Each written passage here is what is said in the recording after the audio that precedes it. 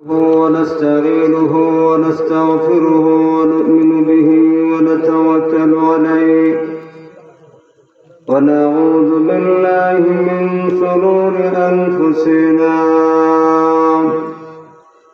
ومن سيئات أعمالنا من يهده الله فلا مضل له ومن يضلله فلا هادي له ونشهد أن لا إله إلا الله وحده لا شريك له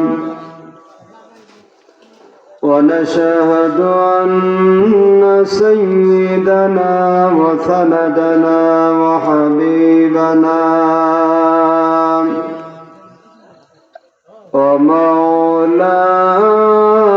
ومولانا محمدا عبده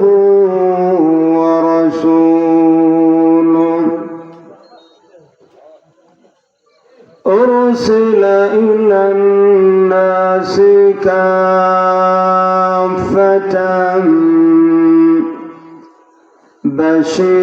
بشيرا ونذيرا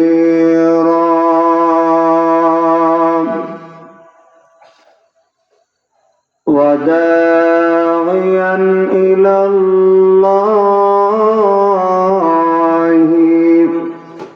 بإذنه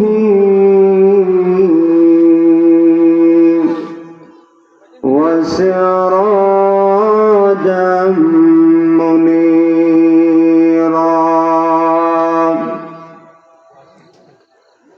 أما بعد فقد قال الله تعالى في كلامه المجيد وفي فرقان الحميد أعوذ بالله من الشيطان الرجيم بسم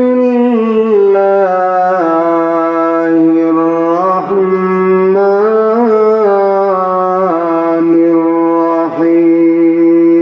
الرحيم يا أيها الذين آمنوا كتب عليكم الصيام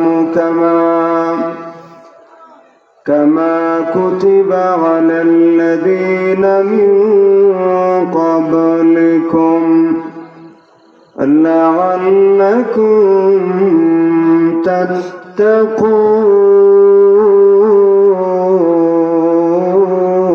تتقون صدق الله العظيم وقال النبي عليه الصلاة والسلام من صام رمضان إيمانا واحتسابا غفر له ما تقدم من ذنبه وعن كعب بن عجرة رضي الله تعالى عنه قال قال النبي صلى الله عليه وسلم احضروا المنبر فحضرنا فلما ارتقى درجة قال آمين فلما ارتقى درجة الثانية قال آمين فلما ارتقى درجة الثالثة قال آمين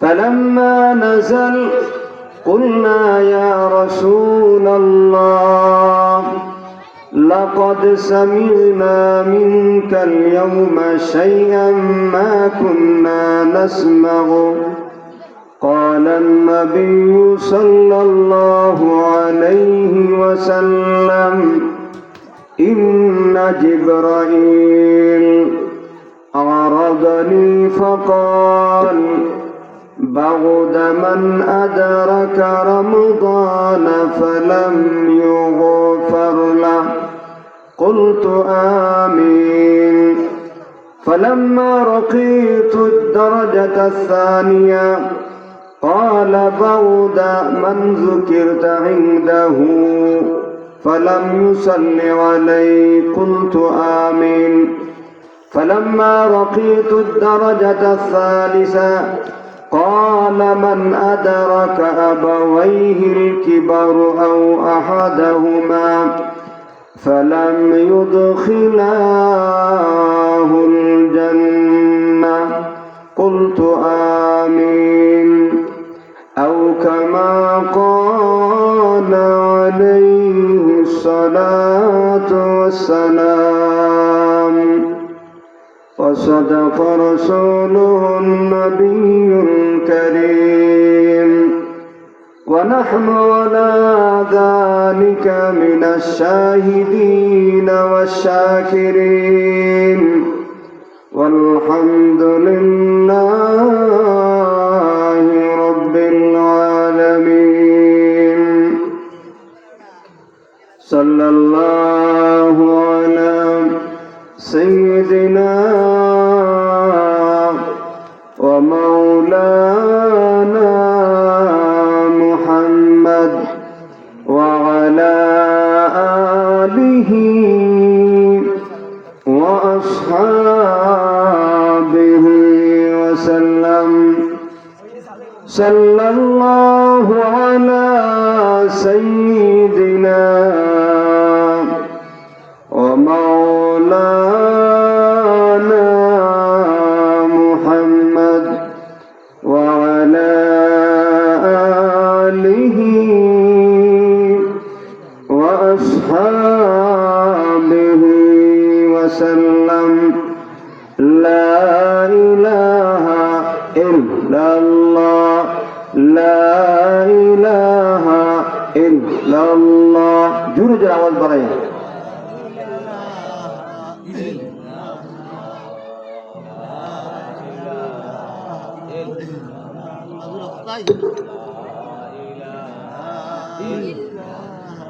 لا إله إلا الله لا إله إلا الله لا إله إلا الله لا إله إلا الله لا إله إلا الله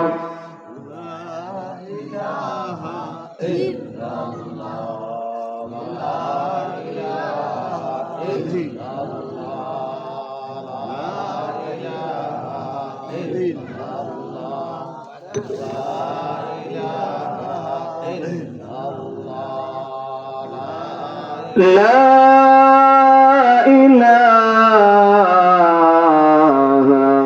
إلا الله محمد رسول الله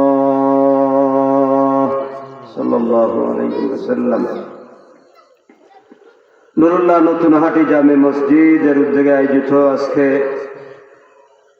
19তম বার্ষিক ওয়াজ মাহফিলের সম্মানিত সভাপতি, উপস্থিত জাতির কর্ণধার, নায়েবে নবীগণ, মুআজ্জাজ মুকাররম উলামায়ে কেরাম, সর্বস্তরের তৌহিদি জনতা, পর্দানিশীন মা এবং বোনেরা, মহান রব্বুল আলামিনের দরবারে কোটি কোটি শুকরিয়া আদায় করছি যে মহান রব অত্যন্ত মহব্বত করে, দয়া করে, মায়া করে, ভালোবেসে আমাদেরকে আজকে পর্যন্ত জীবিত রেখে, সুস্থ রেখে, দুনিয়ার সমস্ত ঝামেলা থেকে ফারেক করে অত্র এলাকার হাজার হাজার মানুষের মধ্য থেকে নির্বাচন করিয়া কোরআনের মাহফিলের মধ্যে উপস্থিত হওয়ার তৌফিক দান করেছেন, শরীক হওয়ার তৌফিক দান করেছেন। এই জন্য শুকরিয়া আদায় করে সবাই বলি আলহামদুলিল্লাহ।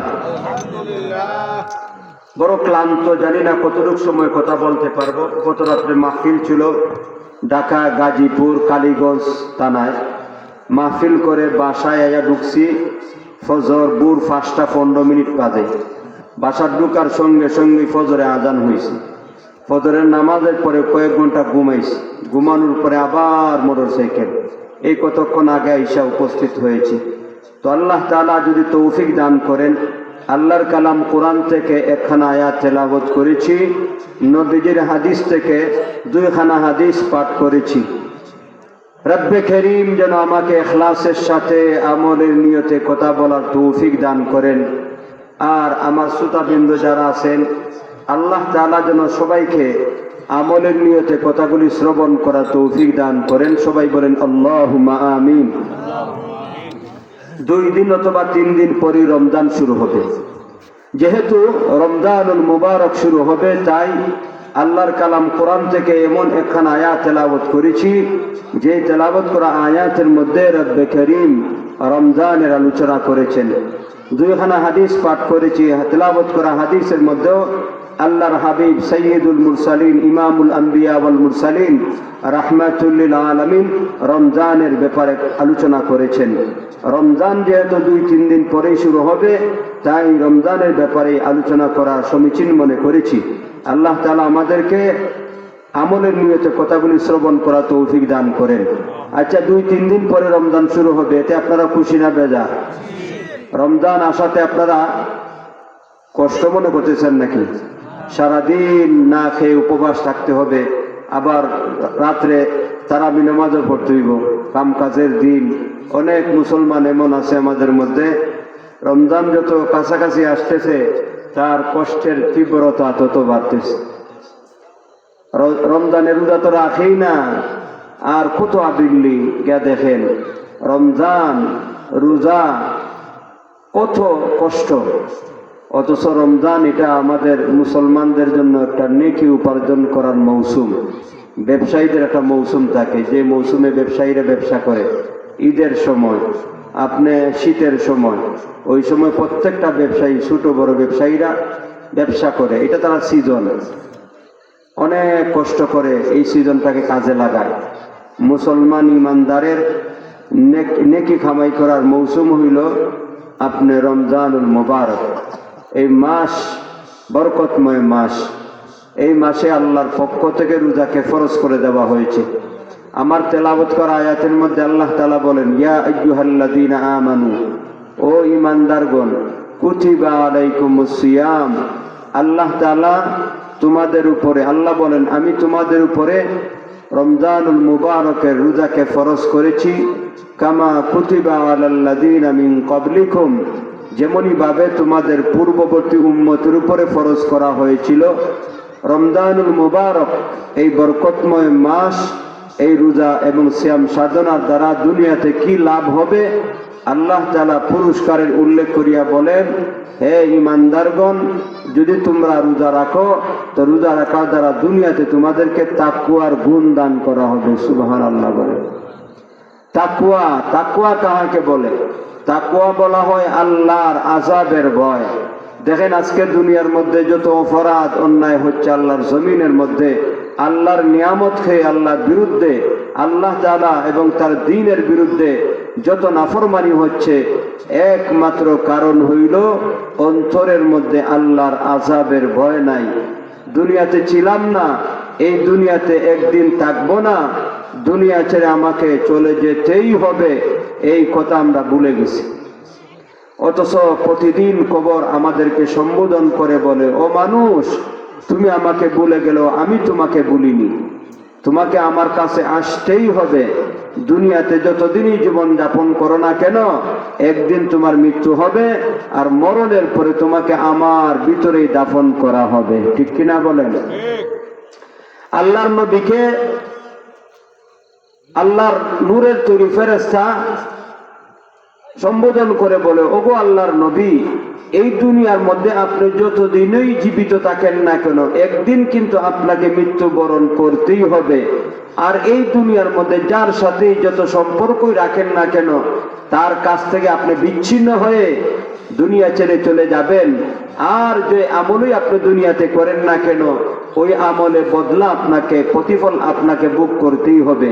ওলামায়ে কেরামগণ বলেন যে এই দুনিয়াতে আপনি আর আমি যে যা আমল করি, ভালো করি মন্দ করি, সব রেকর্ড করা হয়ে যায়। আপনার আমার সাথে দুইজন ফেরেশতা নিয়োজিত আছে, কিরামান কাতিবিন, সম্মানিত লেখক ফেরেশতা। ডান কাঁধে একজন, বাম কাঁধে একজন। নেকি লেখলে ডান কাঁধের ফেরেশতা লেখে, আর পাপ করলে বাম কাঁধের ফেরেশতা লেখে। সঙ্গে সঙ্গে রেকর্ড করা হয়ে যায়। একটা মানুষ যখন মৃত্যুবরণ করে, মরণের পরে একদিকে তার রূহটা আল্লাহর কাছে নিয়ে যায়, আর একদিকে কিরামান কাতিবিন, দুইজন ফেরেশতা ওই আমলনামা আল্লাহর কাছে বুঝায় দেয়। আল্লাহ নুরুল্লাহ গ্রামের অমুকের ছেলে অমুক ওইটার সময় মারা গেছে, এই হইল তার দুনিয়ার জীবনের কর্মের রেকর্ড ফাইল। আল্লাহর আরশের নিচে রেখে দেওয়া হয়। যখন কিয়ামত কায়েম হবে, তো এই কিয়ামত কায়েম হওয়ার পরে একটা বাতাস আল্লাহ সৃষ্টি করবেন, প্রচন্ড বেগে বাতাস প্রবাহিত হবে। ওই বাতাসে আমল নামাগুলি উড়াইয়া দিবে, প্রত্যেকের হাতে হাতে আমল নামা পৌঁছায় যাবে। সুবহানাল্লাহ বলে। দুইজন ফেরেশতা আল্লাহ প্রত্যেকের সাথে নিয়োজিত করছেন। আমরা দুনিয়াতে অনেকের বয়স 30, 40, 50, 55 হয়েছে। জীবনভর আমরা এই বয়ানটা শুনে আসছি। হয়তোবা অনেকেই আমরা এই ফেরেশতাদের সাথে দেখা হয় নাই, কথা হয় নাই, ফেরেশতারে দেখছি না, কিন্তু বিশ্বাস করতে হবে। আল্লাহ কোরআনের মধ্যে বলছেন আমাদের সাথে দুইজন ফেরেশতা আসে। আপনারা বলেন এই কথাটা সত্য না মিথ্যা? আল্লাহর এই কথার মধ্যে কোনো সন্দেহ আসেনি?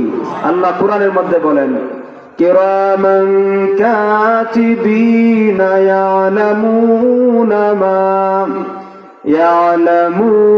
মা তাফআলুন।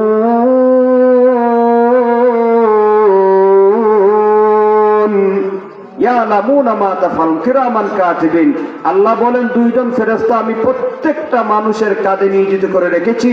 ওই মানুষ বালেগ হওয়ার পর থেকে দুনিয়ার মধ্যে যখন যা করে, যা বলে, সঙ্গে সঙ্গে রেকর্ড হয়ে যায়। সুবহানাল্লাহ। আল্লাহ অন্য আয়াতের মধ্যে বলেন, মা ইয়ালফিযু মিন কাওলিন ইল্লা লাদাইহি রাকীবুন আতীদ।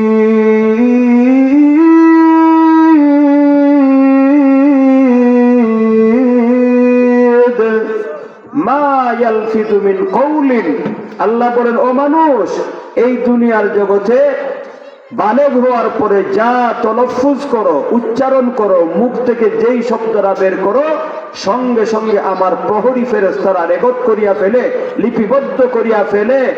এই লেখা কিয়ামতের দিন আমলনামা আকারে পেশ করা হবে। কারো আমলনামা ডান হাতে দেওয়া হবে, কারো আমলনামা বাম হাতে আসবে। এই কথাটা আমরা ভুলে যাওয়ার কারণে দুনিয়ার মধ্যে আমাদের অন্তরের মধ্যে দিন দিন পাপের প্রবণতা বাড়তেছে। আল্লাহর আযাবের ভয় নাই, মরণ লাগবে, মৃত্যুবরণ করিয়া কবরে বাসিন্দা হয়ে যাব। এই দুনিয়া নিয়ে ফারাফারি আর গুতাগুতে ঠেলাঠেলি ধাক্কা দেখি কোনো লাভ নাই। বলেন তো দেখি, এখন যদি আমার মৃত্যু হয় তাহলে আমার এই দুনিয়াতে কেউ রাখবেনি? জবান খুলে বলেন, এই দুনিয়ার মধ্যে আমাকে কেউ রাখবে না। আমি বাস্তব অভিজ্ঞতার, আমার অভিজ্ঞতা থেকে বলতেছি। আমার মুসল্লিদের মধ্যে একজন মুসল্লি ছিল, আমার মসজিদ কমিটির সহসভাপতি। নাম বলবো না, কারণ এইগুলা আপনি ইন্টারনেটে যাইবো তো ওরাও শুনবো। এই যে নেটের মধ্যে আপনি গোটা দুনিয়ার মানুষ দেখবে, এই জন্য নাম বলবো না। তো দেখা গেছে লোকটা আমার খুব মহব্বত করতো। তার দুইটা সন্তান, এই দুইটা সন্তানকে মানুষ করার জন্য লেখাপড়া করাইয়া আপনি তার জীবনে অনেক টাকা পয়সা খরচ করছে। মাগরিবের নামাজ পড়ছে আমার মসজিদে, জামাতের সাথে পড়ছে। জামাতের সাথে নামাজ পড়ার পরে লোকটা বাসায় গেছে, ডায়াবেটিসের রুগী ছিল, এই জুল খায়া ফুইরা মরে গেছে। এশার নামাজের আগে আমি মাহফিলও গেছি, একটা মাহফিল ছিল ওই শহরের মধ্যে অন্য এক জায়গায়। তো আমার ফোন করছে, হুজুর কই আছেন? আমি বললাম যে আমি তো ইয়াতে আসে পড়ছি মাহফিলে, এশার নামাজের পরে কথা বলতে হবে। তো বললো যে আমাদের যে এই অমুক নাম বলছে যে উনি তো মারা গেছেন। আমি বলি ইন্না লিল্লাহি ওয়া ইন্না ইলাইহি রাজিউন। মাগরিবের নামাজ তো আমার পিছনে পড়ছে। ও জি হুজুর, মাগরিবের নামাজ জামাতের সাথে পড়ছে। তরু তাজা মানুষ, হাইটা হাইটা মসজিদে গেছে, নামাজ পড়ে হাইটা হাইটা বাসায় আসছে। বাসাতে এসে তার স্বভাব ছিল, অভ্যাস ছিল এক কাপ চা খাইতো চিনি ছাড়া। তো চা খাইয়া এই চা খাওয়ার মধ্যেই জুল খায় ফিরে গেছে। তো প্রেশার মাপছে, অনেক হাই প্রেশার। ডাক্তারের কাছে নিয়ে যাবো, এ না করতেছে, না ডাক্তারের কাছে নেওয়ার দরকার নেই, কোথাও হইতেছে আবার। এর মধ্যে ধীরে ধীরে ধীরে ধীরে আপনি জুল খাইয়া ফিরে গেছে। এশার নামাজের আগে মারা গেছে। পরে দেখেন আমরা আমাদের মসজিদ কমিটির অন্যান্য সদস্যরা গেল ওকে দেখার জন্য। তো বলছে যে দেখেন রাত্র হয়ে গেছে, তো কালকে আজকে রাত্রে লাশটা হোক বারান্দার মধ্যে, আমরা সকালে গোসল দেওয়া আর জানাজার জন্য প্রস্তুতি গ্রহণ করাই। তো ছেলেদেরকে বলছে যে আপনি এক কাজ করেন, প্রত্যেকে যাদের বাসায় চলে গেছে, সন্তানদেরকে বলছে বাবার লাশটা একটু ফাড়া দিই। এই দুই ছেলে করছে কি, আপনার দরজা লাগাইয়া সারা রাত ঘুমাইছে। সকালে গিয়ে দেখে আল্লাহ, লাশটা বারান্দার মধ্যে ফিরে দিচ্ছে। অথচ কোটি কোটি টাকার মালিক এই সন্তানদের পিছনে কি পরিমাণ টাকা খরচ করছে।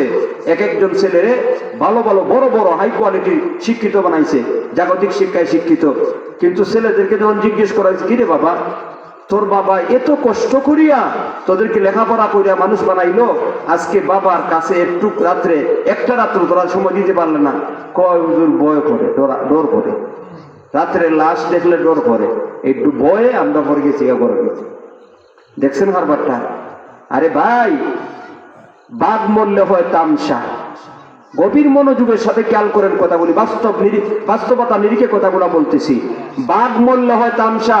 আজকে জুনিগার ওই সাইডে যদি একটা বাঘ মইরা ফুইরা থাকে, জুনিগার লোকে ওই আটির লোকেরা যদি ওখানে একটা বাঘ ফুইরা মইরা রয়েছে, তো আমরা এই নতুন হাড়ি থেকে দূরে যাইবো, বাঘটাই দেখে গিয়া, হ্যাঁ না? তামসা তামসা তামসা দেখার জন্য যাইবো। কিন্তু মানুষ মরলে পরে হয় বাঘ।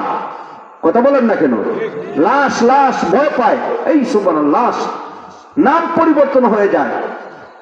তোনার দিগায় না, অমুকের নাম কয় না, কয় লাশটা কই রাখছেন, কই লাশ কোন করো, কোন কামরার মধ্যে লাশ, নাম পরিবর্তন হয়ে যায়। অথচ এই বাস্তবতার বিষয়গুলি আমরা কখনো চিন্তাই করি না। অথচ এই দুনিয়ার মধ্যে আমরা জন্ম হয়েছে, মৃত্যু সুনিশ্চিত হবে, এর মধ্যে কোনো সন্দেহ নাই। আসেনি? কখন মৃত্যু হবে আমরা কেউ জানি না। আজকে অনিশ্চিত একটা এই দুনিয়ার জীবনের জন্য আমরা কত কিছুই করতেছি, অথচ সুনিশ্চিত আখেরাত মরণের পরেই শুরু হয়ে যাবে। এই আখেরাতের কোনো প্রস্তুতি নাই। আমি আমার মসজিদের মধ্যে প্রায় সময় আমার মুসল্লিদেরকে সম্বোধন করিয়া বলি, ও আমার সম্মানিত মুসল্লিয়ানে কেরাম, আজকে দেখেন আমাদের কম্পিটিশন দুনিয়া নিয়া। অথচ আল্লাহ কুরআনুল কারীমের সূরা আলে ইমরানের 133 নম্বর আয়াতের মধ্যে বলেন, ওয়াসারিউ ইলা মাগফিরাতিম মির রাব্বিকুম ওয়া জান্নাতিন আরদুহাস সামাওয়াতু ওয়াল আরদ উইদ্দাত লিল মুত্তাকিন।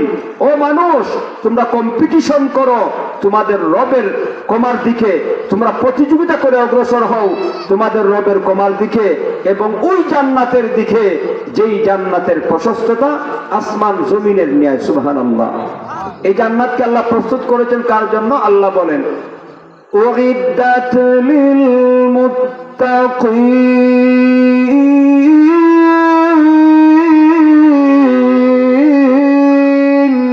এই জান্নাতকে আল্লাহ প্রস্তুত করেছেন মুত্তাকিনদের জন্য, আল্লাহকে যারা ভয় করে।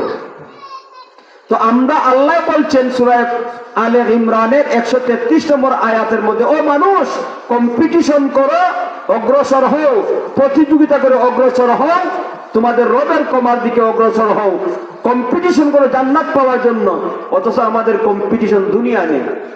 আর এই দুনিয়া চোখটা বন্ধ হইলেই শেষ। এই দুনিয়ার 2 পয়সার দাম নাই। খেয়াল করে শুনেন, আমি বলছিলাম আমার মুসল্লিদেরকে লক্ষ্য করে, আজকে মাটির উপরে ঘরটাকে খুব সুন্দর করে সাজাইতেছি, অথচ মাটির নিচে আমার একটা ঘর আছে, আছে না নাই? মাটির উপরের যে ঘর, এই ঘর আমি মরণের সাথে সাথে আরেকজন মালিক হয়ে যাবে। আর মাটির নিচের যে ঘর, কবরের ঘর, এই ঘরের মধ্যে আমাকে একাই থাকতে হবে কমপক্ষে 40,000 বছর পর্যন্ত। অথচ ওই ঘরকে সুন্দর করার জন্য আমার কোনো চিন্তা নাই, ঠিক কিনা বলেন? মরণের পরেই তো আমাকে এই ঘরের মধ্যে রেখে দেওয়া হবে। আল্লাহর এই জমিনের মধ্যে উড়াউড়ি ফাড়াফাড়ি করে কি লাভ বলেন? কোটি কোটি টাকার মালিক আমার মুসল্লিরা। বাস্তব দৃষ্টান্ত দিয়ে বুঝাই, এই যে লোকটা গতকালকে মারা গেল, বলেন তার এই যে কোটি কোটি টাকার সম্পদ রেখে গেছে শহরের মধ্যে, এক একটা বাসা, একটা দোকান, 2 কোটি 3 কোটি টাকা মূল্য, এই সম্পদ কি হবে বলেন? আরে ভাই, এই দুনিয়া থেকে মৃত্যুবরণ করিয়া চলে যাবেন, কাপন ছাড়া আর কিছুই আপনার ভাগ্যে জুটবে না। স্বাভাবিক কাপন। আর একটা কথা, পরিষ্কার কথা, কাপনের পকেট নাই, আসেনি? এই যে জামা বানাইছেন, জামা প্রত্যেকটা জামার মধ্যে পকেট আছে, কিন্তু কাপনের পকেট আসেনি, কাপনের পকেট নাই। যার কারণে দুনিয়ার মধ্যে উড়াউড়ি ফাড়াফাড়ি করে যাই কামাইবেন, কিচ্ছু নিয়ে যাইতে পারবেন না। এই জন্য মরণের ভয় করা দরকার। আর মরণের ভয় যাদের অন্তরের মধ্যে থাকে, ওটাকে তাকওয়া বলা হয়। আর যাদের অন্তরের মধ্যে, কলিজার মধ্যে আল্লাহর আযাবের ভয়, যে আমাকে মৃত্যুবরণ করতে হবে, আর কোন সময় মৃত্যু হয় এটা কেউ জানে না। মরণের পরে আমাকে কবরের মধ্যে রেখে দেওয়া হবে। কবরের মধ্যে 3টা প্রশ্ন করার জন্য ভয়ঙ্কর সুরত ধারণ করিয়া 2 জন ফেরেশতা আসবে, মুনকার নাকির আসবে। আর 3 প্রশ্নের জবাব দিতে পারলে এক অবস্থা, না দিতে পারলে আর এক অবস্থা। 40,000 বছর আমাকে অন্ধকার কবরে থাকতে হবে। এরপরে কিয়ামত কায়েম হবে। ইসরাফিল আলাইহিস সালাম সিংহায় ফুঁক দিবেন। কিয়ামত কায়েম হওয়ার পরে কত ভয়ঙ্কর অবস্থা ধারণ করবে। আল্লাহর নবীর সাহাবী আয়েশা রাদিয়াল্লাহু তাআলা আনহা একটা হাদিসের মধ্যে বলেন, খেয়াল করেন, আন আয়েশা রাদিয়াল্লাহু তাআলা আনহা قالت سمعت رسول الله صلى الله عليه وسلم يقول يحشر الناس يوم القيامة حفاة عراة غرلا قلت يا رسول الله الرجال والنساء جميعا ينظر بعضهم إلى بعض قال النبي صلى الله عليه وسلم لعائشة يا عائشة الأمر أشد من أن ينظر بعضهم إلى بعض الله أكبر বলেন। গভীর মনোযোগের সাথে নবীজির কথাগুলি খেয়াল করেন।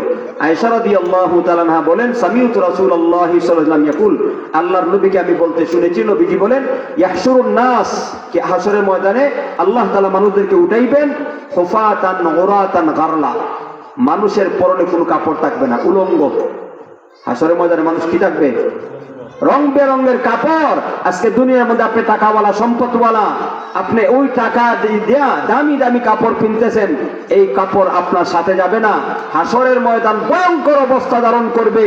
ওই হাসরের ময়দানে আদম পয়গম্বর থেকে নিয়ে কিয়ামত পর্যন্ত সমস্ত মানুষগুলি উলঙ্গ থাকবে। আল্লাহর নবী বলেন, ইয়াহশুরুন নাসু ইয়াউমাল কিয়ামা, কিয়ামতের দিন হাসরের ময়দানে মানুষদেরকে তোলা হবে হুফাতান উরাতান গারলা, পরনে কোনো কাপড় থাকবে না, উলঙ্গ। এরপরে খতনাবিহীন, পায়ের মধ্যে কোনো জুতা থাকবে না। আল্লাহর নবীর সাহাবী উম্মুল মুমিনিন আয়েশা রাদিয়াল্লাহু তাআলা আনহা বলেন, ওগো আল্লাহর নবী, পুরুষ আর রিজাল ওয়ান নিসা, পুরুষ মহিলা হাসরের ময়দানে একসাথে থাকবে উলঙ্গ অবস্থায়, এটা কি লজ্জা হবে না?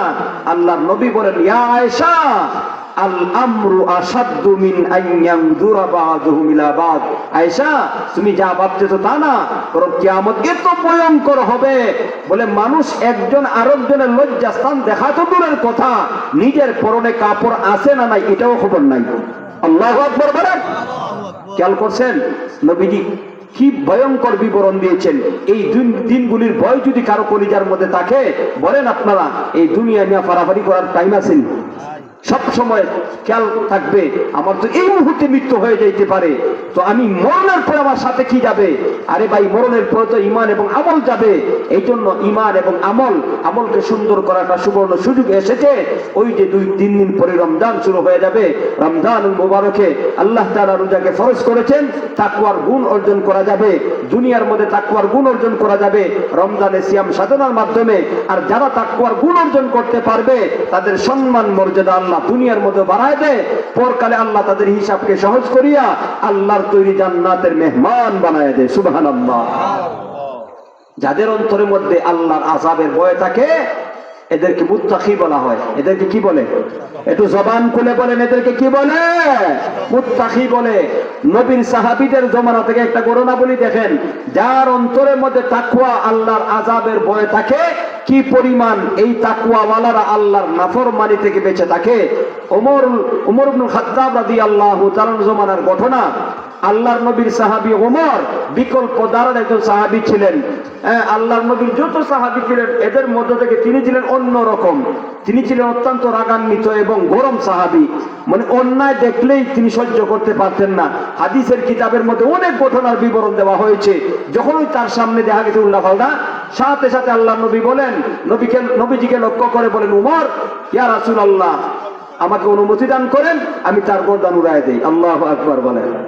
একবার একটা ঘটনা বলি, উমরের কি পরিমাণ রাগ বুঝতে পারবেন। এক ইহুদি আর মুনাফেক মদিনার মধ্যে মানে একটা ঝগড়া লাগছে। একটা জমিন সংক্রান্ত বিষয় না ঝগড়া লাগছে। ঝগড়া লাগার পরে ইহুদি এবং মুনাফেক মানে মুসলমান, জবান দ্বারা বলে মুসলমান, অন্তর মধ্যে কুফরি, একে মুনাফেক বলে। তো মুনাফেক সমাজের মধ্যে তো মুমিন ইমানদার পরিচয় সে চলে, তো সেই ইমানদার মুনাফেক মার্কা ইমানদার। আর ঝগড়া লাগছে ইহুদির সাথে। এখন মুনাফেক বলতেছে, এই ইহুদি বলতেছে, শোনো এই না, তোমার আমার মধ্যে যে ঝগড়া লাগছে এটা মীমাংসা করার জন্য চলো তোমাদের নবীর কাছে যাই। ইহুদি বলতেছে তোমাদের নবীর কাছে যাই, আর এই মুনাফেক বলতেছে না, ইহুদি আলেমের কাছে যাইব। অবশেষে বাধ্য হয়ে ইহুদির চাপে সে আল্লাহর নবীর কাছে আসছে। নবীজি অবজারভেশন করে জানতে পারলেন, বুঝতে পারলেন যে এই বিষয়ে মুনাফেক হইল দোষী আর ইহুদি হইল নির্দোষ। আল্লাহর নবী ইহুদির পক্ষে ফয়সালা করলেন। তো নবীজি যেহেতু ইনসাফ ওয়ালা ছিলেন, আল্লাহ তাআলা 30 পারা কোরআন নাজিল করেছেন নবীজির উপরে। নবীজি ইনসাফ প্রতিষ্ঠিত করেছেন জমিনের উপরে। নবীজি এবং ইসলামের মধ্যে কোনো স্বজন প্রীতি নাই, এখানে মধ্যে কোনো দলাদলি নাই, সাম্প্রদায়িকতা নাই, এখানে মধ্যে ইনসাফ ভিত্তিক বিচার হয়। আল্লাহর নবী ইনসাফ ভিত্তিক বিচার করতে গিয়ে দেখা গেছে ইহুদির পক্ষে চলে গেছে। নবীদের দরবার থেকে বারুইয়া মুনাফেক বলতেছে যে আমি বিচার মানি না। নাউজুবিল্লাহ বলেন। আচ্ছা বলেন, আল্লাহর নবী যে বিচারটা করছেন এটা কি সঠিক করছেন না বেঠিক করছেন? জোরে বলেন, সঠিক না বেঠিক? আল্লাহর নবী সঠিক বিচার করেছেন। নবীর দরবার থেকে বের হইয়া ইহুদি তো খুশি, যেহেতু ফয়সালা ইহুদির পক্ষে হয়েছে। মুনাফেক বলতেছে আমি বিচার মানি না, আর এই বিচার অন্যায় বিচার হয়েছে। নাউজুবিল্লাহ। তো এখন কার কাছে যাইবা? তো বলতেছে মুনাফেক যে আমি চলো উমরের কাছে যাই। কার কাছে? জায়গা মতো গেছে, ও উমরের কাছে যাই। তো উমরের কাছে সে গেছে, গিয়া উমরের কাছে বলতেছে মুনাফেক, ও উমর, খেয়াল করে শোনো, আমাদের মধ্যে একটা জমিন সংক্রান্ত সমস্যা সমাধান, তোমার কাছে আসছি, সমাধান করিয়া দাও। আমি হইলাম মুসলমান আর এই হইল ইহুদি। আর আগে যে আল্লাহ নবীর কাছে গেছে এটা আবার বলতেছে না। তখন ইহুদি বলতেছে, উমর, বিচার করার আগে বিষয়টা ভালো করে বুঝে নেন। এই বিচারটা কিন্তু তোমাদের নবী করে নিছেন। এই বিচারটা কে করছে? তোমাদের নবী করে দিছে। আর নবী আমার পক্ষে ফয়সালা দিছে। নবীর দরবার থেকে বাইরে তোমাদের স্বজাতি এই মুনাফিক মার্কা মুসলমান বলতেছে যে এই বিচার মানে না, আমি বিচার মেনেছি। উমর রাদিয়াল্লাহু তাআলা বলেন, তাই নাকি? এই মুনাফিক মার্কা মুসলমান তাকে লক্ষ্য করে বলেন, ইহুদি যে কথা বলছে সত্য? হ্যাঁ। আচ্ছা দেখো তো উমর, কাজটা কি ঠিক হয়েছে? আমি মুসলমান, নবী আমার পক্ষে ফয়সালা না করিয়া একটা ইহুদি বেঈমান কাফের তার পক্ষে ফয়সালা দিয়েছেন, এটা কি নবী ঠিক করছেন? নবীজির সাহাবী উমর বলেন, আসলেই তো ঠিক করেন নাই, রাখো, একটু দাঁড়াও, আমি ঠিক করব। দুজনকে দাঁড় করাইয়া আল্লাহর নবীর সাহাবী ঘরের মধ্যে ঢুকছে। ঘরের মধ্যে ঢুইকা পুলা তরবারি নিয়ে আসছেন। আনার পরে এই মুনাফেককে এক কূপ দিয়া দ্বিখণ্ডিত করে দিয়েছেন। আল্লাহু আকবার বলেন। এখন দেখা যায় মুসলমান সমাজের মধ্যে একটা আন্দোলন শুরু হয়ে গেছে যে উমর কাজটা কি করলো? একজন মুসলমানকে হত্যা করে ফেললো। আল্লাহ কোরআনে আয়াত নাযিল করে বললেন, আমার উমর যা করেছে সঠিক করেছে। সুবহানাল্লাহ। ফালা ওয়া রাব্বিকা লা ইউমিনুনা হাত্তা ইউহাক্কিমুকা ফীমা শাজারা বাইনাহুম। আয়াত নাযিল করে আল্লাহ জানাইলেন, এই মুসলমানের দলেরা, উমর যা করেছে সঠিক করেছে। সুতরাং উমর কোন মুসলমানকে হত্যা করে নাই, বরং একটা বেঈমান কাফের মুনাফিককে হত্যা করেছে। ঠিক কিনা? ওমর অনেক বড় শক্তিশালী এবং রাগান্বিত গরম সাহাবী ছিলেন। তার জমানা তিনি যখন খলিফাতুল মুসলিমিন, তিনি যেমন ভাবে গরম ছিলেন, আল্লাহর কাছে তার সম্মান মর্যাদাও অনেক ছিল। আল্লাহর নবী হাদিসের মধ্যে বলেন, লাউ কানা বাদি নবিয়্যুন লাকানা উমর আও কামা ক্বালা আলাইহিস সালাতু ওয়াস সালাম। আল্লাহর নবী বলেন, এ আমার উম্মত, আমি হইলাম সর্বশেষ নবী, আমার পরে কোন নবী দুনিয়াতে আসবে না। আমার পরে যদি আল্লাহ কাউকে নবী বানাইতেন তা আমার সাহাবী উমর নবী হইতো। সুবহানাল্লাহ। নবীর হওয়ার যোগ্যতা ছিল উমরের মধ্যে। আল্লাহ তাআলা যেহেতু নবী আমাদের নবীর মাধ্যমে নবীর সিলসিলা, নবীর ধারাবাহিকতাকে সমাপ্ত করেছেন, তাই উমর নবী হতে পারে নাই। আরো সম্মান মর্যাদা বলা হয়েছে, হেকায়াতে সাহাবা, হায়াতুস সাহাবার মধ্যে উল্লেখ করে দেওয়া হয়েছে, তিনি যেমন গরম ছিলেন, তিনি যেমন সম্মানিত ছিলেন, ঠিক তেমনি ভাবে তিনি অনেক দূরদর্শী ছিলেন। সুবহানাল্লাহ। তার খেলাফত আমলে ইহুদিরা ঐক্যবদ্ধভাবে একটা ফিতনা করছে। ফিতনাটা হইল, ইহুদি কিছু আলেম একত্রিত হয়ে বলতেছে, উমরের কাছে চলো, আমরা তাকে কঠিন কঠিন কিছু প্রশ্ন করব, এই প্রশ্নের উত্তর যদি দিতে পারে তাহলে আমরা তার ধর্ম গ্রহণ করব, আর যদি উত্তর দিতে না পারে তাহলে আমরা তার বিরুদ্ধে আন্দোলন শুরু করব। ইহুদি পণ্ডিত, ইহুদি আলেমরা ঐক্যবদ্ধ হয়ে খলিফাতুল মুসলিমিন উমর ফারুক রাদিয়াল্লাহু তাআলার কাছে আইসা বলতেছে, উমর শোনো, আমরা হইলাম ইহুদি আলেম, 10-15 জন আলেম আইসা বলতেছে যে আমরা তোমার কাছে কয়েকটা প্রশ্ন করব, সঠিক জবাব দিতে পারলে আমরা মনে করব তোমাদের ধর্ম সত্য, কোরআন সত্য, ইসলাম সত্য, কথা দিলাম, ওয়াদা দিলাম, তোমার সামনে দাঁড়াইয়া আমরা কালেমা পড়ে মুসলমান হয়ে যাব। সুবহানাল্লাহ। আর যদি সঠিক জবাব দিতে না পারো তাহলে তোমার বিরুদ্ধে আমরা আন্দোলন করব। উমরে ফারুক রাদিয়াল্লাহু তাআলা না ঘাবড়াইয়া তিনি বলতেছেন যে 10-15 জন আলেম আসছে, আমাকে প্রশ্ন করবে, তো প্রশ্ন কি প্রশ্ন করবে বলো। তো তারা প্রশ্ন শুরু করছে। প্রথম প্রশ্ন করতেছে যে, উমর বলো তো দেখি, এই জমিনের মধ্যে এমন একটা জায়গা আছে, সূর্যের আলো একবার পড়ছে, সূর্যের আলো একবার পড়েছে, এর আগেও পড়ে নাই, কিয়ামত পর্যন্ত আর এই জায়গার মধ্যে সূর্যের আলো পৌঁছবে না, এই জায়গাটা কোন জায়গা? প্রশ্নটা কঠিন না সহজ? কি মনে করেন? পৃথিবীর মধ্যে এমন একটা জায়গা, যেই জায়গার মধ্যে সূর্যের আলো, আচ্ছা সূর্য উদয় হলে সব জায়গার মধ্যে আলো পড়ে না, সব জায়গার মধ্যে আলো পড়ে, কিন্তু এমন একটা জায়গা পৃথিবীর শুরু লগ্ন থেকে কিয়ামত পর্যন্ত বলে একবার এই জায়গাটার মধ্যে আলো পড়ছে, এর আগেও পড়ে নাই, কিয়ামত পর্যন্ত আর এই জায়গায় আলো পৌঁছবে না, এই জায়গাটা কোন জায়গা বলো? প্রশ্নটা সহজ না কঠিন? কঠিন। 2 নম্বর প্রশ্ন করছে, এখন বলো যে এক মায়ের 2 সন্তান, তারা 2 ভাই মায়ের ঘরে জন্মগ্রহণ করেছে, 1 তারিখেই জন্মগ্রহণ করেছে, আবার 1 তারিখেই 2 ভাই একসাথে মৃত্যুবরণ করেছে, এরপরও 2 ভাইয়ের মধ্যে বয়সের 100 বছরের ব্যবধান। এটা কিভাবে সম্ভব? একসাথে জন্ম নিছে, একই তারিখে জন্ম নিছে, আবার একই তারিখে মৃত্যুবরণ করছে, অথচ 2 ভাইয়ের মধ্যে বয়সের ব্যবধান কতদিন? যদি 5-10 দিন হইতো কথা ছিল, এটা একটু হইরা মিল দেওয়া গেল না, কিন্তু বলতেছে 100 বছরের ব্যবধান। এই 2 সন্তান, এই 2 ভাই, এদের পরিচয় কি বলো? কি মনে করেন আপনারা? কঠিনটা সহজ হইতেছে না কঠিন হইতেছে? 3 নম্বর প্রশ্ন, আমাদের 3 নম্বর প্রশ্ন হইল, ওই লাশটার কথা বলো, যেই লাশটা কবরস্থানের মধ্যে দাফন করা ছিল, ওই লাশও জীবিত, কবরও জীবিত, লাশও হাঁটে, কবরও হাঁটে। এটা কি?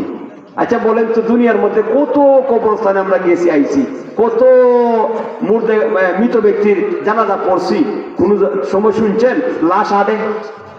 লাশ হাঁটে শুনছেননি? কবর হাঁটে শুনছেননি? কঠিন কঠিন প্রশ্ন শুরু করছে। এরপরে বলতেছে আমরা আর বেশি প্রশ্ন করবো না, আর একটা প্রশ্ন করবো। 4 নম্বর প্রশ্ন হইল, বলেন ওই কবর, ওই কয়েদখানা, জেলখানা কোন জেলখানা? যে জেলখানার মধ্যে কয়েদি হইল একজন, ওই কয়েদি সে শ্বাস প্রশ্বাস নিতে চায় জেলখানার মধ্যে, কিন্তু শ্বাস প্রশ্বাস নিতে পারে না, শ্বাস প্রশ্বাস না নিয়েও সে জীবিত থাকতে পারে। আচ্ছা বলেন, এই 4টা প্রশ্ন যে করা হয়েছে, এই প্রশ্নগুলি সহজ না কঠিন? আল্লাহ তারা দেখানোর জন্য উমর রাদিয়াল্লাহু তাআলার কাছে বলতেছে, উমর যদি সঠিক উত্তর দিতে পারো তাহলে কথা দিলাম তোমার সামনে আমরা কালেমা পড়ে মুসলমান হয়ে যাব। সুবহানাল্লাহ। আর যদি সঠিক প্রশ্নের জবাব দিতে না পারো তাহলে তোমার বিরুদ্ধে আমরা আন্দোলন শুরু করবো। নাউজুবিল্লাহ। আল্লাহর নবীর সাহাবী চিন্তা করে বললেন যে আল্লাহর হাওলা আল্লাহুল মুস্তাআন, আল্লাহ সাহায্যকারী। তিনি বললেন, এই শুন ইহুদি আলেমরা, তোমাদের 4টি প্রশ্নের জবাব আমি দেব। প্রথম প্রশ্নের জবাব হইল, তোমরা কি বলছিলে জমিনের মধ্যে এমন একটা জায়গা যেই জায়গার মধ্যে সূর্যের আলো একবার পৌঁছেছে, এর আগেও পৌঁছে নাই, কিয়ামত পর্যন্ত ওই জায়গার মধ্যে সূর্যের আলো পৌঁছবে না। ওই জায়গাটা হইল ডেড সি। জায়গাটা কোন জায়গা? ডেড সি বুঝেননি? মৃত সাগর, লৌহিত সাগর। মুসা আলাইহিস সালাম বনি ইসরাইলকে নিয়ে ফেরাউনের কবল থেকে রক্ষা পাওয়ার জন্য, মুক্তি পাওয়ার জন্য যখন তিনি বের হইছেন মিশর থেকে ফিলিস্তিনে যাবেন, তখন আল্লাহ তাআলার হুকুমে তিনি বনি ইসরাইলকে নিয়ে মিশর থেকে বের হইছেন। ফেরাউন এদিকে খবর পাইয়া 1,07,00,000 সৈন্য নিয়ে মুসার উপরে হামলা করার জন্য অগ্রসর হয়েছে। এখন মুসা আলাইহিস সালাম সামনে বনি ইসরাইলকে 6 লক্ষ বনি ইসরাইলকে নিয়ে মিশর থেকে বের হইছেন। অগ্রসর হইতে হইতে সামনে গিয়ে দেখা গেছে নীল নদ, দুই দিকে পাহাড়, পিছন দিকে শত্রু সৈন্য। এখন তো বনি ইসরাইল যখন দেখছে সামনে সমুদ্র আর পিছনে শত্রু সৈন্য আর দুই দিকে পাহাড়, যাবো কোথায়? গিরিপথ, পাহাড় ডিঙ্গে ওঠার কোনো সুযোগ নাই। এখন তো ধরা খাইছে। আল্লাহ কোরআনের মধ্যে এই ঘটনার বিবরণ দেয়া বলেন, فَلَمَّا تَرَاءَى الْجَمْعَانِ قَالَ أَصْحَابُ مُوسَى إِنَّا لَمُدْرَكُونَ قَالَ كَلَّا إِنَّ مَعِيَ رَبِّي সায়াহদিন। আল্লাহু আকবার বলেন। আল্লাহ কোরআনের মধ্যে ঘটনা বিবরণ দিয়া বলেন, যখন দুই দল, এক দল আরেক দলকে দেখতেছিল, তার মানে মুসলমান বনি ইসরাইল এবং মুসা আলাইহিস সালাম এই ফেরাউন সম্প্রদায়কে দেখতেছিল। ফালাম্মা তারা আল জামরান ক্বালা আসহাবু মুসা, তো মুসার সঙ্গী সাথী বনি ইসরাইলরা বলেছিল, ইয়া হে মুসা ইন্না লামুদরাকুন, আমরা তখন ধরা খেয়ে গেছি। কারণ সামনে সমুদ্র, পিছনে এখন শত্রু সৈন্য, আমাদের শত্রু সদস্যরা, দুই দিকে পাহাড়, যাবো কোথায়? সমুদ্র পার হওয়ার জন্য কোনো জাহাজ নাই, নৌকা নাই। কি মনে করেন নৌকা আসেনি বাংলাদেশে? কথা বলেন না কেন? নৌকা নাই, ও পারবো কিভাবে? আমরা তো কাল্লা ইন্না লামুদরাকুন, তারা বলতেছিল আমরা তখন ধরা খেয়ে গেলাম। আল্লাহর পয়গাম্বর মুসা আলাইহিস সালাম বলেন, কাল্লা, কখনো না। সুবহানাল্লাহ বলেন। তাফসীরবিদগণ বলেন, যাদের অন্তরের মধ্যে আল্লাহর ভয় থাকে তারা দুনিয়ার কোন অবস্থার মধ্যে আল্লাহর উপর থেকে ঈমান দুর্বল হয় না। আল্লাহর পয়গাম্বর মুসা আলাইহিস সালাম আল্লাহর ইয়াকিন, আল্লাহর ভয় অন্তরের মধ্যে থাকার কারণে, তার আল্লাহ তাআলার উপর ভরসা থাকার কারণে তিনি বনি ইসরাইলকে লক্ষ্য করে বলেছিলেন, হে আমার উম্মতেরা, কাল্লা, কখনো হতে পারে না, আমরা ধরা খাবো না। ইন্না মাগিয়া রাব্বি, আমার সঙ্গে আমার রব রয়েছেন, সায়াহদিন, তিনি আমাদেরকে পথ প্রদর্শন করবেন। সুবহানাল্লাহ। فأوحينا إلى موسى أن اضرب بعصاك البحر, আল্লাহ বলেন আমি মুসাকে ওহীর মাধ্যমে জানাই দিলাম, ও মুসা, তোমার হাতের লাঠি দ্বারা আঘাত করো সমুদ্রের মধ্যে। মুসা হাতের লাঠি দ্বারা সমুদ্রে আঘাত করলেন। ফালাকা ফাকানা কুল্লু ফিরকিন কাত-তাউদিল আযীম, সমুদ্রের মধ্যে মুসা নবী যখন পানির মধ্যে আঘাত করলেন লাঠি দ্বারা, পানি ছিদ্র হইয়া 12টা সম্প্রদায়ের জন্য 12টা রাস্তা হয়েছে। যখন পানি দুই দিকে সরিয়া রাস্তা হইছে, এই রাস্তাটার মধ্যে তখন সূর্যের আলো পড়েছিল। এর আগে পড়ে নাই। যখন মুসা আলাইহিস সালাম বনি ইসরাইলকে নিয়ে পার হয়ে গেছেন, এদিকে আবার ফেরাউন ঢুকছে। ফেরাউন বলতেছে, দেখছো নি আমার কত বড় দাপট, আমি কি শক্তিশালী, আমার বয়ে পানির ভিতরে রাস্তা হয়েছে। নাউযুবিল্লাহ বলে মোর তো কেন আজরাইল আইছে, তো হে ঢুকছে তার সৈন্য নিয়ে মুসাকে আক্রমণ করবো। যখন সমুদ্রে মাঝামাঝি গেছে, আল্লাহ বলে পানি হয়ে যা। পানির মধ্যে ডুবাইয়া আল্লাহ এই সমস্ত মুসলমানদের দুশমনদেরকে ধ্বংস করা হয়েছে। আল্লাহু আকবার বলেন। ওই যে পানি ছিদ্র হইয়া রাস্তা হয়েছিল, সূর্যের আলো একবার পড়েছে। এর আগে ওই জায়গার মধ্যে সূর্যের আলো পড়ে নাই, এখন পর্যন্ত ওই জায়গার মধ্যে পানি, কিয়ামত পর্যন্ত সূর্যের আলো ওই জায়গায় পৌঁছবে না। আল্লাহু আকবার বলেন। উত্তর হইছে, দুই ভাই একসাথে জন্মগ্রহণ করেছে।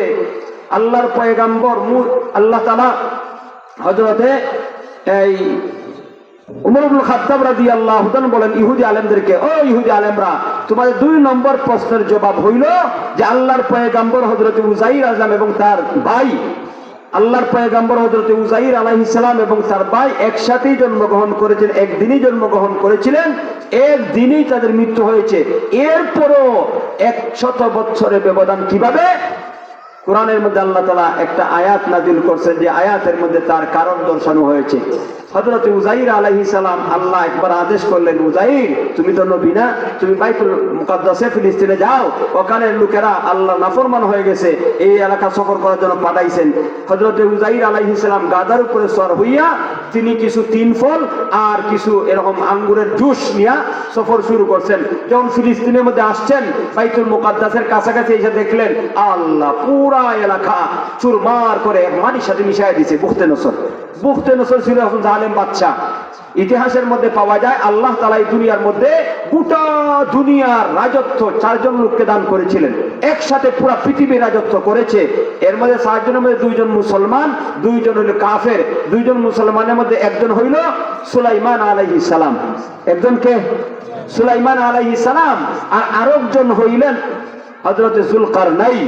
আল্লাহ কোরআনে সূরা কাহফের মধ্যে আলোচনা করেছেন, ওয়ায়াসআলুনাকা আন যুলকারনাইন কুল সাআতুলু আলাইকুম মিনহু যিকরা। এখানে যুলকারনাইন আলোচনা হয়েছে। তো পৃথিবী শাসন করেছে একসাথে 4 জন বাদশা, এর মধ্যে 2 জন মুসলমান, একজন সুলাইমান পয়গম্বর, আর একজন যুলকারনাইন। আর কাফের 2 জনের মধ্যে একজন হইল আপনি এই নমরুদ, আরেকজনকে বুখতে নসর। এই বুখতে নসর জালেম বাদশা, সে এরকম মুসলমানদের উপরে হামলা করিয়া বাইতুল মুকাদ্দাসের মাল ধন সম্পদ সোনা দানা লুট করে নেয়া, আর সমস্ত মুসলমানদেরকে এরকম ভাবে হত্যা করে বোরদার মাটির সাথে মিশাই দিছে। আল্লাহর পয়গম্বর হযরত উযাইর আলাইহিস সালাম এই জায়গা যখন সফর করতেছিলেন, চতুর্দিকে তাকায় দেন কোন মানুষ নাই, আল্লাহ সব মইরা লাশ হইছে। তখন তিনি অবাক হয়ে বলেছিলেন, আন্না ইউহয়ি হাযিহিল্লাহু বা'দা মাউতিহা, আল্লাহ সব মইরা লাশ হইছে, এই জায়গার মধ্যে আবার কিভাবে মানুষ আবাদ করবে? তো আল্লাহর পয়গম্বর এই কথাটা বলছেন, আল্লাহ পছন্দ করছেন না, কারণ আল্লাহ তাআলা সব ক্ষমতা আছে না নাই? হায়াত আর মউতের মালিক আল্লাহ। মৃতদেরকে আল্লাহ তাআলা জীবন দিতে পারে কি পারে না? পারে। আল্লাহ তাআলার কাছে এটা পছন্দ হইছে না, এই জায়গার মধ্যে আল্লাহ হযরত উযাইর ইসলামকে মৃত্যু দান করছেন। মরা অবস্থায়, মৃত অবস্থায় প্রায় 100 বছর রাখছেন। কত বছর? 100 বছর রাখার পরে আবার জীবিত কইরা প্রশ্ন করছেন, ও উযাইর কেন কতদিন ছিলেন? উনি কইতেছে, তাফসীরের কিতাবে তাফসীর জালালাইনে জালালউদ্দিন সুয়ুতী রাহিমাহুল্লাহ উল্লেখ করেন, তাকে মৃত্যু দেওয়া হয়েছিল দিনের শুরুতে, আর জীবিত করা হয়েছিল সন্ধ্যার সময়। এই হিসাবে তিনি ভাবছেন হয়তো সকালবেলা ঘুমাইছিলাম আর এখন সন্ধ্যার সময় জাগ্রত হয়েছি। আল্লাহকে বলতে যে আল্লাহ একদিন অথবা অর্ধদিন আমি এখানে অবস্থান করছি। আল্লাহ বলেন, ও আমার পয়গম্বর, একদিন আর অর্ধদিন না, বরং তুমি এই জায়গার মধ্যে 100 বছর অবস্থান করেছো। সুবহানাল্লাহ। আল্লাহ বলেন, أو كالذي مر على قرية وهي خاوية على عروشها قال أنى يحيي هذه الله بعد موتها فأماته الله 100 عام ثم بعثه قال كم لبثت قال لبثت يوما أو بعض يوم قال بل لبثت 100 عام فانظر إلى طعامك وشرابك لم يتسنى وانظر إلى حمارك ولنجعلك آية للناس وانظر إلى العظام كيف ننشدها ثم نكسوها لحما فلما تبين له قال أعلم أن الله على كل شيء قدير.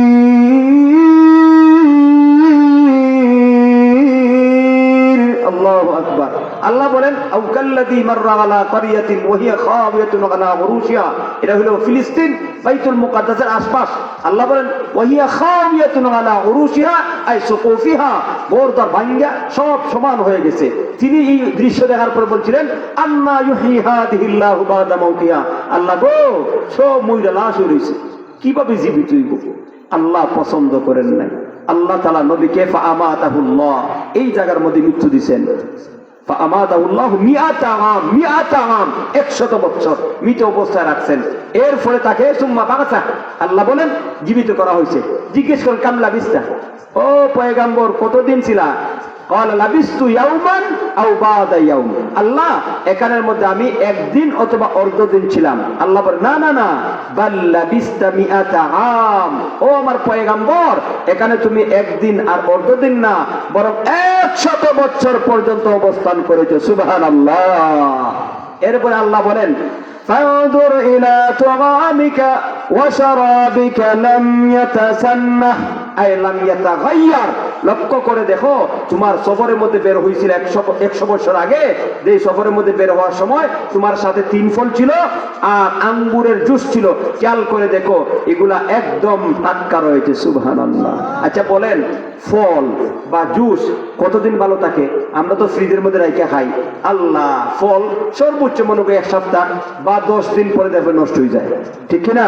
অথচ এই যে ফলগুলি 3 ফল এবং আঙ্গুরের জুস, ফাসসিরিনে কেরামগণ বলেন 100 বছর পর্যন্ত, তাও আবার বালুর মধ্যে ছিল, উত্তপ্ত পরিবেশের মধ্যে, গরম পরিবেশের মধ্যে ছিল, খুব তাড়াতাড়ি নষ্ট হয়ে যাবার কথা ছিল, কিন্তু আল্লাহ এত বড় কুদরতওয়ালা, কোন ফ্রিজিং ছাড়াই এই খাবারটা, পানীয়টাকে আল্লাহ ভালো রেখেছেন তার কুদরত প্রমাণ করার জন্য। আল্লাহ তার পয়গাম্বরকে বলেন উনজুর ইলা তুআমিক, ও আমার পয়গাম্বর তোমার খাবারের দিকে তাকায় দেখো, লাম ইয়াতাসান্না, পরিবর্তন হয়েছে। সুবহানাল্লাহ বলে আল্লাহর পয়গাম্বর তাকায় দেখে, ঠিকই তো, সুবহানাল্লাহ 100 বছর চলে গেছে, আমার 3 ফল, আমার আঙ্গুরের জুস না, কোনো গ্রাম নাই, কোনো নষ্ট হয়েছে না, দুর্গন্ধ হয়েছে না। ভালো লাগছে কে? জোরে বলেন ভালো লাগছে কে? আল্লাহ। এরপরে আল্লাহ বলেন ওয়ানজুর ইলা হিমারিক, ও পয়গাম্বর তোমার গাধার দিকে তাকায় দেখো, ফলগুলা খাবারটা ভালো রয়েছে, এই তুলনায় খাবারের তুলনায় গাধাটার শক্তিটা বেশি না, গাধাটা প্রাণী, এটা আরো বেশি ভালো থাকার কথা। আল্লাহ তাআলা বলেন তোমার গাধার দিকে তাকায় দেখো। তিনি যখন গাধার দিকে তাকাইছেন আল্লাহ বলেন ওয়ালিনাজআলাকা আয়া, এই আমার পয়গাম্বর আমি তোমার এই ঘটনাকে কিয়ামত পর্যন্ত আনেওয়ালা সমস্ত মানুষের জন্য নিদর্শন বানাবো, যে তোমার ঘটনা কোরআনের মধ্যে উল্লেখ করিয়া আমি নিদর্শন দৃষ্টান্ত স্থাপন করব, যাতে কিয়ামত পর্যন্ত মানুষ তোমার এই ঘটনা শ্রবণ করিয়া শিক্ষা গ্রহণ করতে পারে। আমি আল্লাহ সর্বময় ক্ষমতার অধিকারী। আল্লাহ বলেন খেয়াল করে দেখো তোমার গাদার দিকে। তিনি গাদার দিকে তাকা দিলেন, আল্লাহ গাদার হাড্ডিগুলি চকচক করতেছে, গোশত রক্ত মাংস সব শেষ, মাটি খাইয়া খালি হাড্ডিগুলি। দেখবেন আপনার নদীর পাড়ে অনেক সময় ওই যে মরা কুত্তা বা মরা জানোয়ার পানি ফলাই থাকলে কুত্তা বিড়ালে খাইতে খাইতে খাইতে খাইতে লাস্টে শুধু হাড্ডিটা থাকে, ঠিক না? তো তিনি তাকায় দেখেন গাদার কিচ্ছু নাই, গোশত রক্ত সব মাটির সাথে মিশে গেছে, গা বড় হাড্ডিটা চকচক করতেছে। আল্লাহ তাআলা বলেন ও পয়গাম্বর, এই যে হাড্ডি থেকে আমি তোমার চোখের সামনে আমি তোমার গাদাকে জীবিত করব, খেয়াল করো। আল্লাহ তাআলা বলেন ওয়ানজুর ইলা হিমারিকা ওয়ালিনাজআলাকা আয়াতাল লিন্নাস ওয়ানজুর ইলাল ইযাম, হাড্ডি দিকে তাকাও। ওয়ানজুর ইলাল ইযামি কাইফা নুনশিদুহা, ফাসসিরিনে কেরামগণ বলেন আল্লাহর পয়গাম্বরকে যখন আল্লাহ তাআলা বলেন ও উযাইর তোমার হাড্ডি গাদার হাড্ডির দিকে তাকাও, তিনি যখন হাড্ডির দিকে তাকাইছেন, তাকায় দেখেন আল্লাহর কুদরতে ওই হাড্ডির মধ্যে গোশত লেপন হইতেছে, এরপরে গোশতের মধ্যে চামড়া লেপন হইতেছে। তিনি দেখতেছেন, চোখটা দেখতেছেন, তার চোখের সামনেই সুন্দর করে একটা গাদা উঠেছে। আল্লাহ তাআলা এই গাদার মধ্যে রূহ ঢুকাইছেন, এখন দেখা গাদা মে মে শব্দ করা শুরু করছে। সুবহানাল্লাহ। আল্লাহর পয়গাম্বর যখন তার চোখ দ্বারা দেখলেন আল্লাহর কুদরত, তখন তিনি বলেন আলাম, আমি জানতে পারলাম, ইলমাল মুশাহাদা, চাক্ষুষ আমার ইলম হয়েছে, সচক্ষে আমি দেখেছি, আন্নাল্লাহ আলা কুল্লি শাইইন কাদির, নিশ্চয় আল্লাহ সর্বময় ক্ষমতার অধিকারী। ওই যে পয়গাম্বর হযরতে উযাইর আলাইহিস সালাম, খেয়াল করে দেখেন তিনি 100 বছর এখানে ঘুমন্ত অবস্থায় কাটায়, মৃত অবস্থায় কাটায় দিয়েছেন। তার এরপরে পরবর্তীতে উনার মৃত্যু হয়েছে, উনার ভাইয়ের মৃত্যু ওই এক সময় একই তারিখে হয়েছে।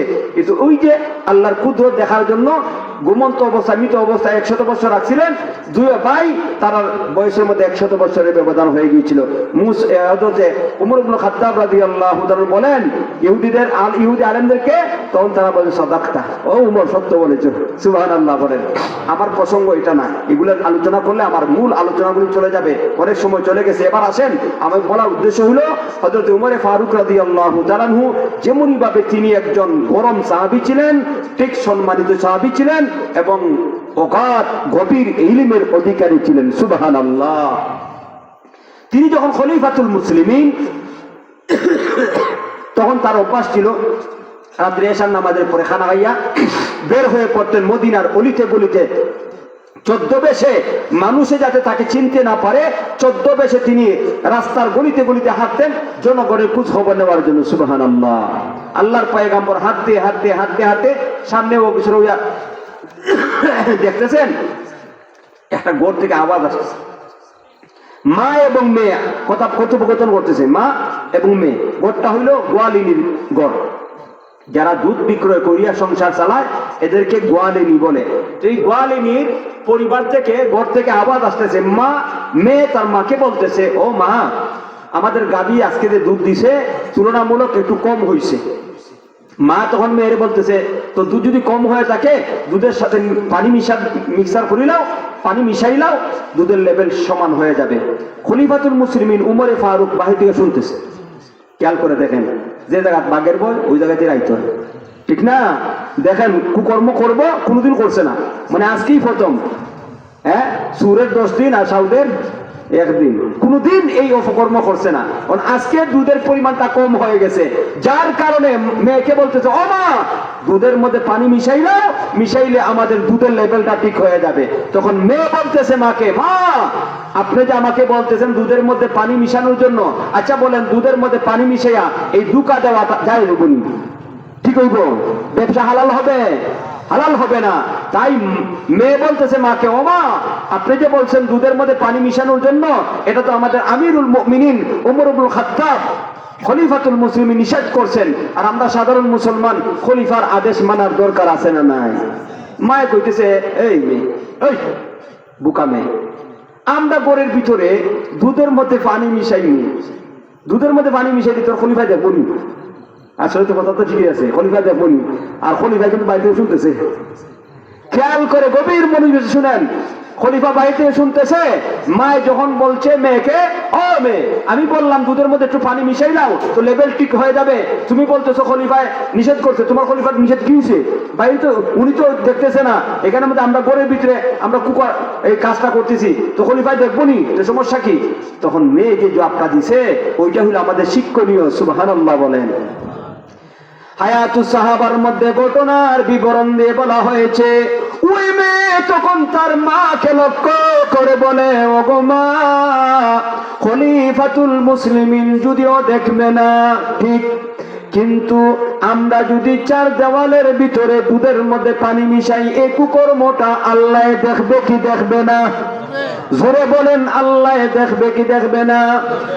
মেয়ে তখন মাকে বলে, ওগো মা, খলিফাতুল মুসলিমিন যদিও এই কুকর্ম দেখবে না, দুধের মধ্যে পানি মিশাইলে এই অন্যায় কাজ দেখবে না, কিন্তু খলিফার আল্লাহ, আপনার আমার আল্লাহ তো দেখবে। ওই আল্লাহ, যেই আল্লাহর কাছে কিয়ামতের কঠিন হাসরের ময়দানে তার আদালতের আসামির কাঠ করা দাঁড়াইয়া আমাদের দুনিয়ার জীবনের হিসাব দিতে হবে। হবে কি হবে না? এই দুনিয়ার মধ্যে আমরা যা করতেছি সব কর্মের জবাব দিতে হবে কি হবে না? এটা আওয়াজ বাড়ায় বলেন, হবে কি হবে না? মেয়ে তখন মাকে বলে, না গো, না, দুধের মধ্যে পানি মিশানো যাবে না, না, কারণ খলিফায় যদিও না দেখে, খলিফার আল্লাহ, আপনার আমার আল্লাহ তো দেখে। ভাইয়ার আমার, এখানের মধ্যে একটা শিক্ষণীয় বিষয় হইল, লক্ষ্য করে দেখেন, এখানের মধ্যে মেয়ে অন্যায় কাজ থেকে বিরত থাকতে পেরেছে কেন? একমাত্র তাকওয়ার কারণে, আল্লাহর ভয় থাকার কারণে। ঠিক কিনা বলেন? আল্লাহর ভয় যাদের অন্তরের মধ্যে তাকে খেয়াল করে দেখেন, এই ঘটনার মধ্যে আমাদের জন্য শিক্ষণীয় রয়েছে। ওই মেয়ে আল্লাহকে ভয় করার কারণে আল্লাহ কিভাবে তার সম্মান মর্যাদা বাড়িয়ে দিয়েছেন। হায়াতুস সাহাবার মধ্যে উল্লেখ করে দেওয়া হয়েছে, আল্লাহর নবীর সাহাবী খলিফাতুল মুসলিমিন বাড়িতে চলে গেছেন। বাড়িতে যাওয়ার পরে রাত্রে তিনি বালিশের মধ্যে মাথা রেখে চিন্তা করতেছেন, আল্লাহর শুকরিয়া আদায় করিয়া আল্লাহ তাআলাকে বলেন, প্রভু হে, আমার খেলাফতের আমলের মধ্যে এমনও মেয়ে আছে যারা আপনার আযাবের ভয়ে অন্যায় কাজ থেকে বিরত থাকে। আল্লাহ, এই সমস্ত মানুষদেরকে তো আপনি দুনিয়ার মধ্যে সম্মানিত করেন। তিনি চিন্তা করতে লাগলেন এই মেয়েটাকে পুরস্কৃত করা দরকার। চিন্তা ভাবনা করিয়া তিনি একটা সিদ্ধান্ত নিলেন। পরের দিন লোক পাঠাইয়া মা এবং মেয়েকে তার দরবারের মধ্যে আনলেন। মা এবং মেয়ে যখন খলিফার ঘরের মধ্যে প্রবেশ করছে, মা তরতর করে কাঁপে। কারণ মা এবং মেয়ে মনে মনে ভাবতে লাগছে, মনে মনে ভাবতেছে, কত রাত্রে যে আমরা আলোচনা করেছি, হয়তো বা এই কথাগুলি উমরের কাছে কোনোভাবে পৌঁছে গেছে, ঠিক না? আমি আপনাদের কাছ থেকে জানতে চাই, এই কথাগুলি কোনো মাধ্যমে পৌঁছছে না ডাইরেক্ট? জোরে বলেন, ডাইরেক্ট। খলিফাতুল মুসলিমিন ফারুক আযম রাদিয়াল্লাহু তাআলা আনহু মেয়ের কথাগুলি উল্লেখ করিয়া মেয়েকে বললেন, ও আল্লাহর বান্দি, তোমার কথাগুলি আমার কাছে খুব ভালো লেগেছে। আল্লাহর আযাবের ভয়ে এই অন্যায় কাজটা করো নাই, এটাই প্রমাণ করে তোমার মধ্যে তাকওয়ার গুণ রয়েছে। আল্লাহর বান্দিরে, যাদের অন্তরের মধ্যে তাকওয়ার গুণ থাকে, মহান আল্লাহ দুনিয়ার মধ্যে সম্মানিত করেন। আমি তোমাকে নিয়ে কত রাত্রে অনেক চিন্তা ভাবনা করেছি। চিন্তা ভাবনা করিয়া একটা সিদ্ধান্ত গ্রহণ করেছি। খেয়াল করে দেখো, আমি হইলাম আমিরুল মুমিনিন। আমার এই ছেলেগুলি আছে, ছেলেদেরকে বলেন, ও আমার ছেলেরা, কে আছো? ওই মেয়েটা বড় দিনদার, আল্লাহওয়ালা, তাকওয়াওয়ালা। আমি চাই আমার ছেলেদের মধ্যে দেখে যে কোনো একটা ছেলে ওই মেয়েকে বিয়ে করবে। কে আছো রে বাবা? ওই মেয়েটা দিনদার, মেয়েকে বিয়ে করবে। এক ছেলে দাঁড়িয়ে বলতেছে, আমিরুল মুমিনিন, ওগো বাবা, ওই মেয়ে যদি তৈরি থাকে তাহলে ওই মেয়েকে বিয়ে করার জন্য আমি তৈরি আছি। সুবহানাল্লাহ। আল্লাহর নবীর সাহাবী খলিফাতুল মুসলিমিন ফারুক আযম রাদিয়াল্লাহু তাআলা আনহু মেয়েকে বলেন, ও মা, তুমি আমার ছেলের সাথে বিয়ে বসতে রাজি নি? তখন মেয়ে বলে, রাজি আছি। ছেলেও রাজি, মেয়েও রাজি। বিয়ে হয়ে গেছে। বিয়ে করাইয়া খলিফাতুল মুসলিমিন ওই মেয়েটাকে তার ঘরের মধ্যে ছেলের বউ হিসেবে নিয়ে আসলেন।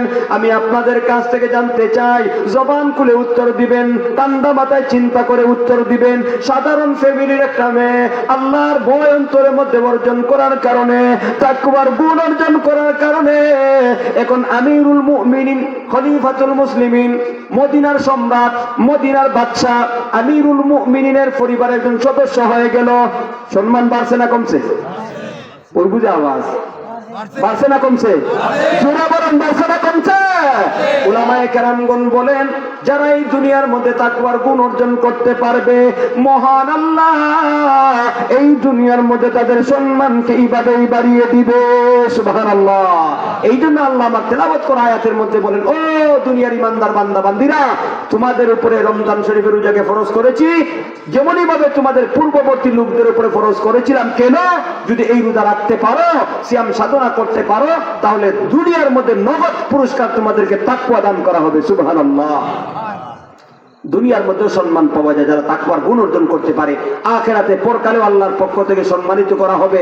আল্লাহর আযাব থেকে রক্ষা করে আল্লাহ তৈরি জান্নাতের ফয়সালা করবেন। বুখারী শরীফ শেষ খণ্ডটা আমি পড়াই।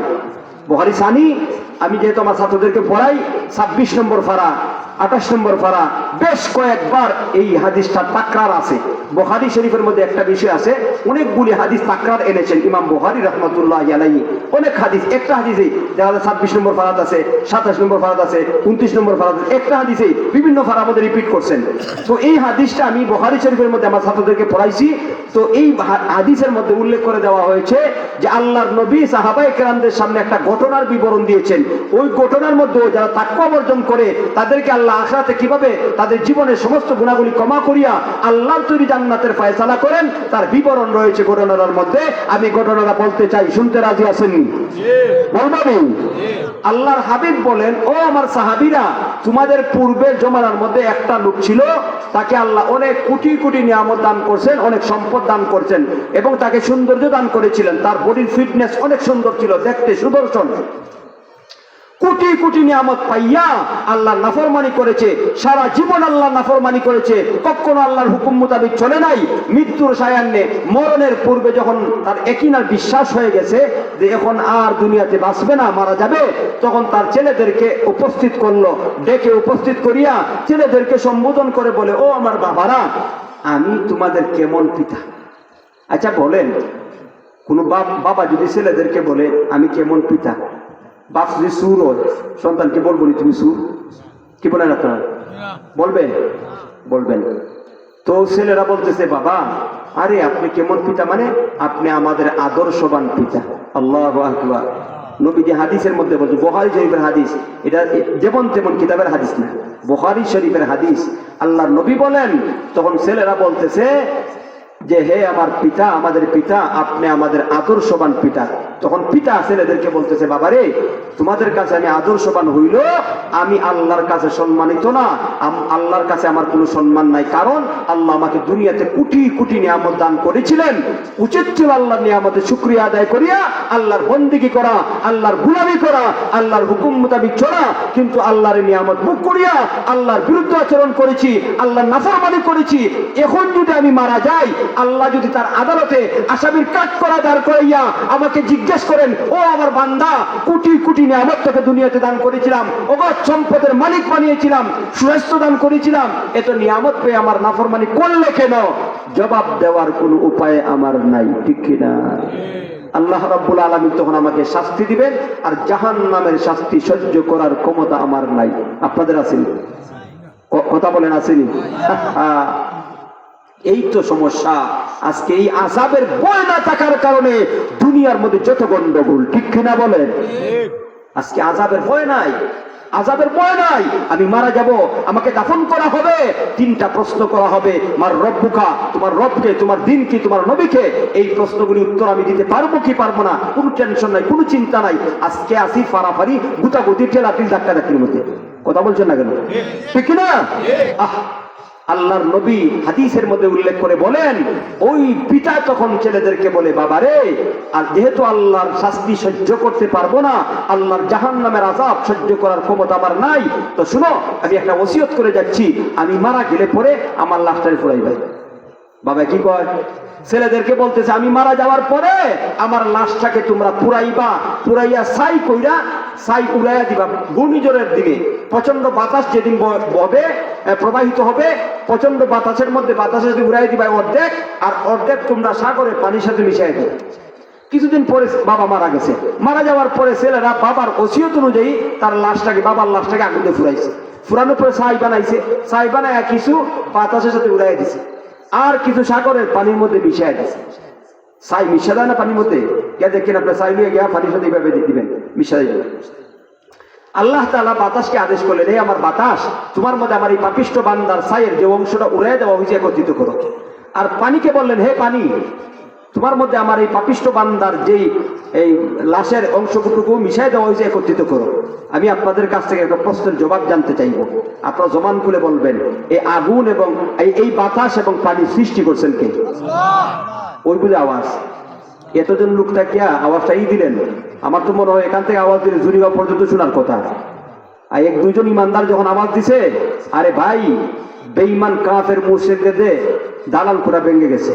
আজকে ইমানদার আওয়াজ দুর্বল হয়ে গেছে, যার কারণে দেখেন গোটা দুনিয়ার মধ্যে বেঈমান কাফের ফিতনাবাজরা মুসলমানদের উপরে চড়াও হয়ে গেছে।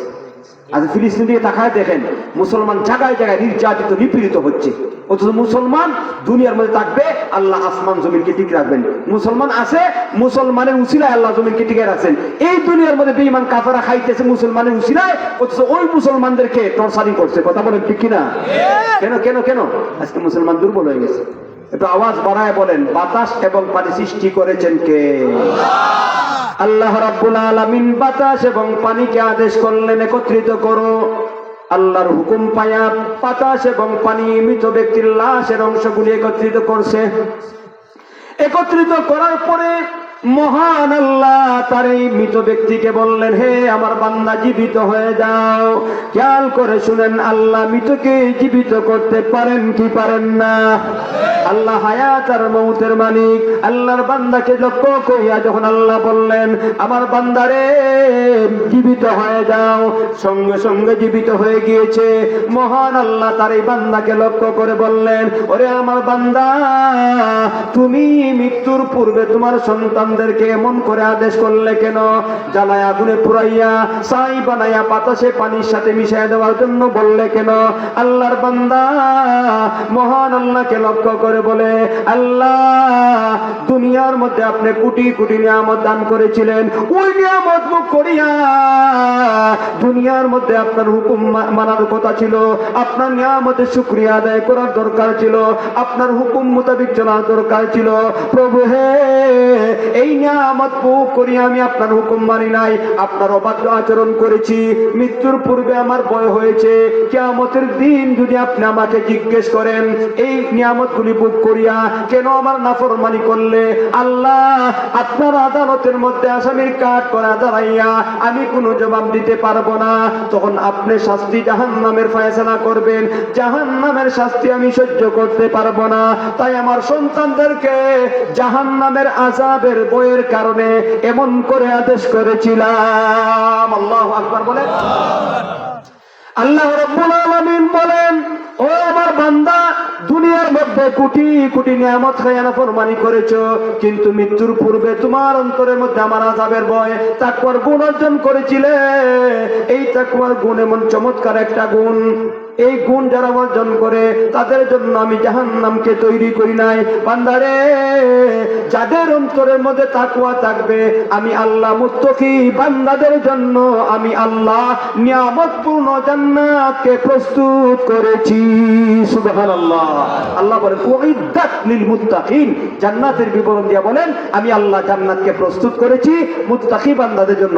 এই তাকওয়ার গুণ, যে তাকওয়ার গুণ অর্জন করলে দুনিয়াতে সম্মানিত হওয়া যায়, যে তাকওয়ার গুণ অর্জন করতে পারলে আখিরাতে জাহান্নামের আযাব থেকে মুক্তি পেয়ে নিয়ামতপূর্ণ জান্নাতের মালিক হওয়া যায়, ওই গুণ অর্জন করতে হলে আমাদেরকে রোজা রাখতে হবে। আমি আপনাদের কাছ থেকে একটু মন খোলা জবাব জানতে চাই যে রমজান যে 2 দিন 3 দিন পরে আসতেছে, শুরু হইতেছে, এই জন্য আপনারা রোজা রাখবেন তো? জবান খুলে বলে রোজা রাখবেন? আল্লাহ আমাদের সবাইকে কবুল করে, সবাই বলেন আমিন। এবার আসেন, আমি আপনাদেরকে একটা হাদিসের বাবার্থ বলবো। নবীজি হাদিসের মধ্যে বলছেন, আল্লাহ নবীর সাহাবী কাব ইবনে উজরা রাদিয়াল্লাহু তাআলা থেকে বর্ণিত হাদিস, তিনি বলেন, একবার আমরা খেয়াল করে দেখলাম আল্লাহর নবী যখন মিম্বরের প্রথম সিঁড়ির মধ্যে পা রাখলেন তখন তিনি বললেন আমিন, দ্বিতীয় সিঁড়ির মধ্যে পা রাখলেন বললেন আমিন, তৃতীয় সিঁড়ির মধ্যে পা রাখলেন বললেন আমিন। ফালাম্মা নাযাল, নবীজি সাহাবী বলেন যে আল্লাহ নবী যখন মিম্বর থেকে ভাষণ দিয়ে নামলেন, কুলনা, আমরা তখন বললাম, ইয়া রাসূলুল্লাহ, ইয়া হাবিবাল্লাহ, ওগো আল্লাহর নবী, লাকাদ সামি'না মিনকাল ইয়াউমা, আজকে আপনার কাছ থেকে আমরা এমন কিছু শ্রবণ করেছি, মা কুন্না নাসমাউহু, আমরা কখনোই কথাগুলি শুনি নাই। আপনি অনেকবার মিম্বরে উঠেছেন, প্রথম সিঁড়ির মধ্যে পা রেখেছেন, দ্বিতীয় সিঁড়ির মধ্যে পা রাখছেন, কিন্তু আপনি তো কখনো আমিন আমিন বলতে শুনি নাই, কিন্তু আজকে আমিন আমিন বললেন কেন? নবীজি বলেন, ও আমার সাহাবীরা, শুনো আমি আমিন আমিন কেন বললাম। আমি যখন মিম্বরে প্রথম সিঁড়ির মধ্যে পা রাখলাম তখন জিবরিল আমার কানে কানে এসে বলেছিল, ও আল্লাহর হাবিব, যারা রমজান মাস পাইয়া তার জীবনে গুনাহ মাফ করাইতে পারলো না তারা ধ্বংস হোক। তখন আমি বলেছিলাম আমিন। তার মানে আল্লাহ কবুল করো।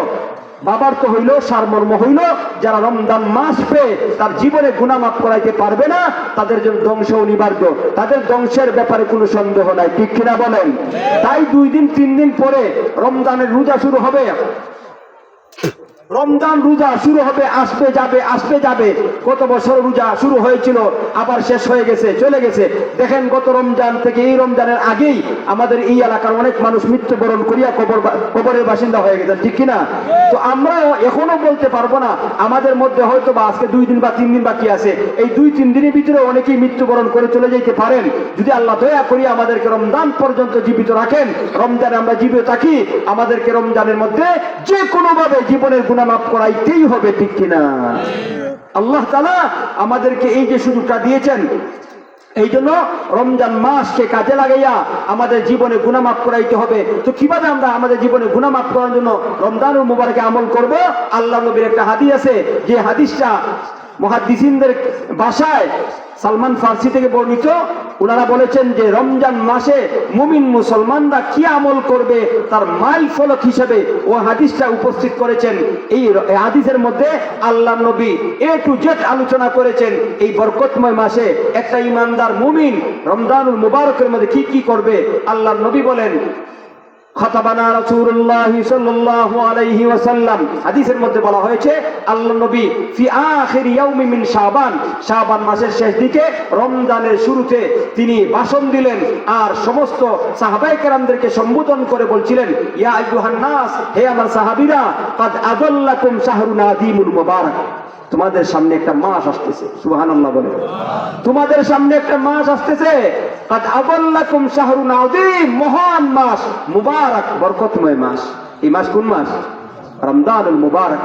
এই মাস আমাদের সামনে আসতেছে, কি করব? আল্লাহ নবী বলেন, শাহরুন ফিহি লাইলাতুন খায়রুম মিন আলফি শাহর। ও আমার সাহাবীরা, এই মাসের মধ্যে এমন একটা রাত্র আছে, ওই রাত্র কেউ যদি ইবাদত করে তাহলে মহান আল্লাহ এক রাত্রিতে ইবাদত করার কারণে 1000 মাস ইবাদত করলে যে সওয়াব, তার চেয়ে উত্তম সওয়াব দান করবেন। সুবহানাল্লাহ। এই রাত্রটা হইল কদরের রাত্রি। এই রাত্রটা কোন রাত্রি ভাই? কদরের রাত্রি। সবে কদর রমজানে আছে না, কদরের রাত্রি অনেক বরকতময় রাত্রি। আল্লাহ কোরআনুল কারীমের মধ্যে 114টা সূরা নাযিল করছেন। এর মধ্যে একটা আলাদা স্বতন্ত্র সূরাই আছে, সূরাতুল কদর। আর সূরাতুল কদরের মধ্যে আল্লাহ তাআলা সূরা কদরের ফজিলত উল্লেখ করছেন। আল্লাহ বলেন, ইন্না আনজালনাহু ফি লাইলাতিল কদর ওয়া মা আদরাকা মা লাইলাতুল কদর লাইলাতুল কদরি খায়রুম মিন আলফি শাহর। আল্লাহ তাআলা বলেন, ইন্না, নিশ্চয় আমি আল্লাহ, আনজালনাহু ফি লাইলাতিল কদর, ও আমার বান্দা বান্দিরা, আমার কালাম কোরআনকে নাজিল করেছি কদরের রাত্রিতে। ওমা আদরাকা মা লাইলাতুল কদর, আল্লাহ তার হাবিবকে লক্ষ্য করে বলেন, ও আমার বন্ধু, আমার হাবিব, জানেননি কদরের রাত্রি কি বরকতময় রাত্রি? ওই রাত্রিটা হইল লাইলাতুল কদরি খায়রুম মিন আলফি শাহর, 1000 মাস ইবাদত করার চেয়ে উত্তম। সুবহানাল্লাহ। এই মাসের মধ্যে একটা রাত্র আছে, আল্লাহ নবী আমাদেরকে উদ্বুদ্ধ করেছেন, উৎসাহিত করেছেন, শাহরুন ফিহি লাইলাতুন খায়রুম মিন আলফি শাহর। ও আমার সাহাবীরা, এই মাসের মধ্যে একটা রাত্র আছে, ওই রাত্রিতে তোমরা ইবাদত বন্দি করো, তাহলে 1000 মাস ইবাদত করার চেয়ে উত্তম সওয়াব আল্লাহ তাআলা দান করবেন। সুবহানাল্লাহ বলেন। শাহরুন জাআলাল্লাহু সিয়ামাহু ফরিদা ওয়া কিয়ামা লাইলিহি তাতাওয়ান। আল্লাহর নবী বিশ্ব নবী ভাষণের মধ্যে বলেন, ও আমার সাহাবীরা, এই মাসের মধ্যে মহান আল্লাহ দিনে রোজা রাখাকে ফরজ করেছেন, আর নবীজি রাত্রে তারাবি নামাজ পড়াকে সুন্নতে মুআক্কাদা করেছেন। ঠিক কিনা? রোজা রাখা ফরজ আর তারাবি নামাজ পড়া সুন্নতে মুআক্কাদা। এখন যদি কেউ তারাবি নামাজ পড়তে না পারে কোনো কারণে, রোজা হবে নি? আমি তো আমাদের এলাকায়, আমাদের এই মোহনগঞ্জ শহরের মধ্যে প্রায় 32টা মসজিদ আছে পৌরসভার ভিতরে। তো রমজানে তারাবি নামাজ পড়াইবো না হাফিজরা, তো কমিটির লোক অনেকগুলি মসজিদের মধ্যে ইন্টারভিউ নিছি আমি। কমিটির লোক আমাকে বলতো, হুজুর আমরা রমজানে তারাবি নামাজের হাফেজ লাগবে, একটু ইন্টারভিউ না, ভালো হাফেজ দিকে রাখিয়া দিবেন। তো অনেকগুলি মসজিদের ইন্টারভিউ আমি নিছি। তো যারা রমজানে তারাবি নামাজ পড়বো হাফেজ নিয়োগের মধ্যে ইন্টারভিউ মধ্যে আমি কয়েকটা প্রশ্ন রাখছি। অনেক হাফিজ সাহেবকে বললাম যে বাবা, রমজানে তারাবি নামাজ পড়াই ভাই, আচ্ছা তোমার একটা প্রশ্ন ধরি, রমজানে যদি কোনো কারণবশত কেউ তারাবি নামাজ পড়তে না পারে তাহলে তার রোজা হবে কি হবে না? অনেক হাফেজ ওই রোজা হইতো না, আর অনেকেই বলছে হবে। আপনারাও অনেকেই বলছেন হইতো না। এখন শুনেন, সত্য এবং সঠিক মাসআলা, রমজান শরীফের রোজা রাখা সুন্নতে মুআক্কাদা, আর রোজা রাখা হলো ফরজ, আর তারাবি নামাজের সুন্নতে মুআক্কাদা। ঠিক না? এই জন্য কোনো কারণবশত যদি তারাবি নামাজ পড়তে না পারেন তাহলে রমজানের রোজা তরক করা যাবে না, সারা যাবে না। রোজা একটা আমল, তারাবি নামাজ আরেকটা আমল, একটা আরেকটার সাথে কোনো সম্পর্ক নাই। ঠিক নেই? এই জন্য কোনো কারণবশত যদি তারাবি নামাজ পড়তে না পারেন তাহলে রোজা রাখতে হবে কি হবে না? রোজার মাফ নাই, রোজা মাফ নাই, এই জন্য রোজা রাখতে হবে। তো আল্লাহর নবী হাদিসের মধ্যে ভাষণে বলেন, ও আমার উম্মত, এই মাসে দিনে রোজা রাখাকে আল্লাহ ফরজ করছেন, আর তারাবি নামাজ পড়া আমি নবী সুন্নতে মুআক্কাদা করেছি। এই জন্য আমরা দিনে রোজা রাখবো আর তারাবি নামাজ পড়বো। কয় রাকাত? 20 রাকাত। দেখবেন আজকে নেটের মধ্যে অনেক লেখালেখি হবে 8 টাকা। বুখারী শরীফের হাদিস, বুখারী শরীফের হাদিসে বলবো 8 টাকা তারাবি, সব ধোঁকাবাজি। এই বুখারী শরীফের যে হাদিসটা দিয়ে প্রমাণ দেয়, এটা আমি তো বুখারী পড়াই, আরে বুখারী উস্তাদ তো আমি। ওরা তো দেখবেন যারা বলে যে বুখারী শরীফের মধ্যে আছে 8 টাকা তারাবি, ওরা গিয়ে দেখেন বুখারী শরীফটা আরবিতে লিখতে পারতো না। আর বুখারী শরীফ আমরা পড়াই। এই বুখারী শরীফের যে হাদিসটা বলে, মূল কথা তো বলে না। এই হাদিসের মধ্যে আছে আম্মাজান আয়েশা রাদিয়াল্লাহু তাআলা থেকে বর্ণিত হাদিস। এই হাদিসের মধ্যে উল্লেখ আছে, তিনি বলেন আল্লাহর নবী রমজানের বাহিরে সব সময় 8 রাকাত পড়তেন। আচ্ছা বলেন, এই হাদিস দ্বারা তারা বলে আল্লাহর নবী পড়ছেন 8 রাকাত, সুতরাং তারাবি 8 রাকাত। তো রমজানের ভিতরে 8 রাকাত যদি তারাবি ধরি, তো রমজানের বাহিরে যে আল্লাহর নবী পড়ছেন 8 রাকাত, এটা কোনটা? আচ্ছা তারাবির নামাজ কি রমজানের বাইরে পড়া হয়?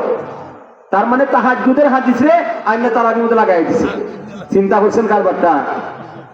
কই আগার তোলা, কই উগার তোলা, কই আসমান, কই উসমান। আল্লাহ বুঝার তৌফিক দান করেন। এই যে সব ফিতনা, এগুলা এদের থেকে আমাদেরকে সাবধান হতে হবে। আমরা তারাবি নামাজ আগেও 20 রাকাত পড়েছি, এখনো 20 রাকাত পড়বো, ভবিষ্যতে 20 রাকাত পড়বো, ঠিক কিনা বলেন? এরপরে দেখেন আল্লাহ নবী ফজিলতের কথা বলছেন। এই ফজিলতের কথাটা বলেই 1-2টা কথা বলি, আমার কথাগুলো শেষ দিকে নিয়ে যাব। আল্লাহর নবী, যেহেতু আমরা এই মাসে সামনে 2-3 দিন পরেই মাসটা বরকতময় মাস শুরু হবে, তাই নবীর ভাষণ থেকে আমি আপনাদেরকে সতর্ক করার জন্য আমার অনুভূতি থেকে অনুভব করছি, এই কথাগুলি আমাদের জানা থাকার দরকার। যদি নবীর এই ভাষণটা আমরা সামনে থাকে, তখন এই বরকতময় মাসে আমরা কিছু কাজ করা সহজ হবে, ঠিক কিনা ভাই? তো আল্লাহর নবী বলেন যে এই মাসটা এত বরকতময় মাস, মান তাকাররাবা ফীহি বিখাসলাতিন কানা কামান আদ্দা ফরিদাতান ফীমা সাওয়া। আল্লাহর নবী বলেন এই মাসের মধ্যে কেউ যদি একটা নফল বন্দেগী করে, মহান আল্লাহ অন্য মাসের মধ্যে একটা ফরজ আদায় করার সমান সব দান করে। ফজিলত কম না বেশি? নফল আদায় করলে ফরজের সমান সওয়াব। এরপরে আল্লাহর নবী বলেন ওমান আদ্দা ফরিদাতান ফীহি কানা কামান আদ্দা 70 ফরিদাতান ফীমা সাওয়া। আল্লাহর নবী বলেন, হে আমার উম্মত, এই বরকতময় মাস রমজানুল মুবারকের মধ্যে আল্লাহর কোন বান্দা বান্দি যদি একটা ফরজ বিধান পালন করে, অন্য মাসে 70টা ফরজ বিধান পালন করলে যেই সওয়াব, এই মাসে এই রমজানুল মুবারকের মধ্যে আল্লাহর কোন বান্দা বান্দি যদি একটা ফরজ বিধান পালন করে, সমান সওয়াব দেওয়া হয়। সুবহানাল্লাহ। একটা ফরজ 70 গুণ বাড়ায় সওয়াব দেওয়া হয়। তাহলে কি বুঝলেন? এই মাসের মধ্যে আমল করা দরকার আছে না নাই? আল্লাহর নবী তার ভাষণের মধ্যে একটা ফজিলতের কথা বলছেন। এই মাসে আমরা রোজা রাখবো, ইফতার নিজেরা করব, দাওয়াত দিয়ে মানুষদেরকে ইফতারি করাইবো। তাদের আছেন আজকে আমাদের অবস্থা বর্তমান সমাজ, আমার মসজিদের মধ্যে বারবার বলি, এই রমজানের প্রায় শুক্রবার আলোচনার মধ্যে করি যে আমাদের সব বললো খাওয়াইস না, আনিস দিস না, যা ফরজ আনবে দিস না, দেওয়ার কোনো সিস্টেম আমাদের মধ্যে নাই। যা ফরজ খাইস, খাওয়ানোর কোনো অভ্যাস নাই। অথচ আমি যখন মসজিদে কালেকশন করি, শুরুতে আমি দিই 2000-5000 টাকা আমি দিই। এই যেমন কয়েকদিন আগেও কালেকশন হয়েছে, আলহামদুলিল্লাহ 3 লক্ষ, 5 লক্ষ, 10 লক্ষ টাকা কালেকশন হয়ে যায়। তো শুরুতে আমি দিই, যাতে না বলে যে হুজুরা খালি কালেকশন করেই, নিজেরা দেয় না। আমি দেওয়া শুরু করি। তো অনেক সময় রমজানে আমি অনেক, আপনার মনে আওয়ামী লীগ বলেন, বিএনপি বলেন, বা বিভিন্ন তৎকাল লোকদেরকে আমি দাওয়াত ছেড়ে রমজানে ইফতার করাই। এই যে গত বছরে আমাদের মেয়র সাহেব দাওয়াত ফিরে আনছিলাম, আমার এখানে ইফতার করছে। তো উনি বলছিল যে আগে জানতাম যে হুজুরা খালি খাই, এখন দেখা যায় আমাদের বড় মসজিদ উনি প্রমাণ করলো যে হুজুরা শুধু খায় না, খাওয়ায়ও। পরে উপজেলা চেয়ারম্যান সাহেব ছিল, উনি বলতেছেন যে হে, আরে আপনি তো একবার খাইতেছেন, আমি হুজুরের বাসা কতবার খাইছি। তো ওদেরকে বোঝানো দরকার যে হুজুররা খালি শুধু খায় না, খাওয়ায়, ঠিক কিনা? তো আমরা রমজান আসতেছে, রমজান মাসে শুধু খালি ইফতারি দাওয়াত খাইলে হইতো না, মানুষদেরকে দাওয়াত করাইয়া ইফতারি করাইতে হইব। তাদের আসেননি? কেউ যদি রোজাদারকে ইফতার করায়, আল্লাহ নবী বলে 3টা পুরস্কার দেওয়া হবে। কয়টা পুরস্কার? জোরে বলেন কয়টা? আমল করবো তো, ইফতারি করাইব তো, আমরা নিজেরাও ইফতার করব এবং অন্যদেরকে দাওয়াত করিয়ে যতটুকু আমার সাধ্য আছে, যতটুকু সাধ্য আছে আমার শক্তি অনুযায়ী, সামর্থ্য অনুযায়ী ইফতার করাবো। আল্লাহর নবী বলেন বরকতময় মাসে আল্লাহর কোনো বান্দা যদি কোনো রোজাদারকে ইফতার করায়, আল্লাহ তাআলা তাকে 3টা পুরস্কার দান করবেন। সুবহানাল্লাহ বলেন। প্রথম পুরস্কার আল্লাহর নবী বলেন, মান ফাত্তারা ফীহি সাইমান কানা মাগফিরাতান লিযুনুবিহি। আল্লাহর হাবিব বলেন, ও আমার উম্মত, এই বরকতময় মাসের মধ্যে আল্লাহর কোনো বান্দা যদি কোনো রোজাদারকে ইফতার করায়, এই কারণে আল্লাহ 3টা পুরস্কার দিবেন। এর মধ্যে একটা পুরস্কার হইল আল্লাহ তার জীবনের সমস্ত গুনাহগুলি ক্ষমা করিয়া দিবেন। এক নম্বর পুরস্কার, আল্লাহ জীবনের গুনাহ মাফ করিয়া দিবেন। 2 নম্বর, আল্লাহ নবী বলেন জাহান্নাম থেকে মুক্তি দেওয়া হবে। 3 নম্বর, ওই রোজা রাইখা যে সবের ভাগী হবে, যে সবের মালিক হবে, আল্লাহ তাআলা এই পরিমাণ সব তার আমলনামার মধ্যে দান করবে। লম্বা ভাষণ, অত কথা বলার সুযোগ নাই, আপনি নিজেও ক্লান্ত, আর উলামায়ে কেরামগণ আছেন আপনাদের সামনে আমার পরে আলোচনা করবেন। এবার আসেন, এই বরকতময় মাস শুরু হবে, এই মাসে যাতে আল্লাহ আমাদেরকে সুস্থ রেখে রমজানের সিয়াম সাধনা করার সুযোগ দেয়, এই জন্য আল্লাহ তাআলা এই তৌফিক পাওয়ার জন্য আল্লাহর করে একটু দান করবেন। রাজি আছেন? দানের দ্বারা আল্লাহ তাআলা মালের মধ্যে বরকত দেয়, এবং দানের দ্বারা আল্লাহ তাআলা হায়াতের মধ্যে বরকত দান করে, আর আযাব আর গজব থেকে রক্ষা করে। সুবহানাল্লাহ বলে। তাফসীরের কিতাবের মধ্যে লেখছে, আল্লাহ তাআলার রাস্তার মধ্যে বান্দারা যে দান খয়রাত করে, মসজিদ বলেন, মাদ্রাসা বলেন, ইয়েতিম মিসকিন বলেন, এই আল্লাহর রাস্তায় দান করা দ্বারা যে ফজিলতের কথা বলা হয়েছে, বলে এই ফজিলতের সব ফজিলতের সারমর্ম 2টা। একটা হইল মালের দ্বারা, দানের দ্বারা মাল বাড়ে। সুবহানাল্লাহ বলেন, জোরে বলেন সুবহানাল্লাহ। তো 1 নম্বর লাভ হইল মালের দ্বারা, দানের দ্বারা মাল বাড়ে। 2 নম্বর লাভ হইল দানের দ্বারা মালের হেফাজত হয়। আজকে দেখেন, মাল যদি হেফাজত না হয়, তাহলে দেখবেন এই মালগুলি কিভাবে চলে যায়, বড় বড় রোগ আল্লাহ তাআলা দিব। আরে ভাই, আমার চোখের দেখা দান চাইলে উপরে আপনি মাদ্রাসার জন্য, মসজিদের জন্য গেলে এমন ভাবে আমাদেরকে মানে তাচ্ছিল্য করে বিদায় দেয়। আল্লাহ এমন বড় বড় রূপ দিছে, বাংলাদেশে কাম হয় না। এই 2 দিন পর মাদ্রাসা যায় ইন্ডিয়া, লক্ষ লক্ষ না কয়েক কোটি টাকা খরচ হয়েছে, এখনো কোনো ডাক্তার রোগ হয়ে যেতে পারতেছে না। তো আল্লাহ যা দিব, দান যদি না করি আমরা, এমন রূপ ধরাই দিব যে দৌড়াদৌড়ি করা লাগবো, দৌড় শুরু দিব, লাখ লাখ কোটি কোটি টাকা খরচ হবে, রোগ ভালো হবে না। তো আল্লাহ তাআলা নবীজি হাদিসের মধ্যে উল্লেখ করছেন, as-সাদাকাতু তারুদ্দুল বালা, দান খয়রাতের দ্বারা আল্লাহ বালা মুসিবত দূর করেন। এই জন্য আপনারা হিম্মত করে বলেন, কে আছেন আল্লাহ এই রমজানের মধ্যে আমাদেরকে সুস্থ রেখে যাতে পুরা মাস সিয়াম সাধনা করে আল্লাহ নৈকট্য হাসিল করতে পারি, তাকওয়ার গুণ অর্জন করতে পারি, এই তৌফিক যেন আল্লাহ তাআলা আমাদেরকে দান করেন। এই জন্য আল্লাহর ঘর মসজিদের মধ্যে দান করার জন্য রাজি আছি ইনশাআল্লাহ। হিম্মত করিয়া বলেন, 2000 টাকা কে আল্লাহর ঘর মসজিদে দিবেন? 5000 টাকা হইলাম না, কারণ 5000 টাকা হলে অনেক কালেকশন হবে ইনশাআল্লাহ। 2000 টাকা প্রথমে কে দিবেন বলেন? কেউ আসেননি প্রথমে? একটু হিম্মত করে নামটা বলেন। আমি অনেক দূর থেকে আসছি, ক্লান্ত। কত রাত্রে বললাম না, এই কালীগঞ্জ, গাজীপুর, কালীগঞ্জ থেকে মাহফিল করে ফজর হতে ঢুকছি। আজকের দিন হয়তো আবার ক্লান্তি নিয়ে আইসা পড়ছে। নাম কি? রফিক না, বাতিটা 2000 টাকা। নারায়ে তাকবীর। একটু আওয়াজ দিয়ে বলেন। আরে ভাই, ঠান্ডা তো গেছে গা, আপনাদের ব্যবসায় মনে হচ্ছে ঠান্ডায় কাঁপতেছেন, গলা বাজে আওয়াজ বাড়াইতেছেন। জোরে বলেন নারায়ে তাকবীর। দ্বীন ইসলাম। আল্লাহ আপনার বান্দা 2000 টাকা দান করেছেন, আল্লাহ দানকে কবুল করো, মঞ্জুর করো, হায়াতের মধ্যে বরকত দাও, কামাই রুজির মধ্যে বরকত দাও, জিন্দা মুর্দা সবাইকে মাফ করিয়া দাও। আয় আল্লাহ, বারবার মক্কা মদিনা জিয়ারত করার তৌফিক দাও। সবাই বলেন আমিন। আর কে আছেন 2000 টাকা আল্লাহর ঘরে দান করবেন? ওলামায়ে কেরাম আসবেন, কথা বলবেন, হিম্মত করে বলেন। আর কে আছেন 2000 টাকা? 2000 টাকা আল্লাহর ঘর মসজিদে দান করব? আসেননি কেউ? 2000 মা নাই বাবা নাই, অনেক আছে এমন আছেন না, মা নাই বাবা নাই, তাদের আত্মার মাগফিরাতের জন্য আল্লাহ যেন তাদের কবরকে জান্নাতের বাগান বানায়া দেয়। আমরা উলামায়ে কেরাম দোয়া করেন। এই জন্য এই দানের মাধ্যমে এখন থেকেই যাতে আমার মা আমার বাবার কবরে আযাব আল্লাহ মাফ করিয়া দেয়, এই জন্য দান করি। হিম্মত করে বলে তো দেখি, যাদের মা নাই বাবা নাই। 1000 টাকা দান করতে পারেন ইনশাআল্লাহ। হ্যাঁ, এই তো 3 জন পাইছে। 3 জনের নাম লিখছো? হ্যাঁ, জি জি।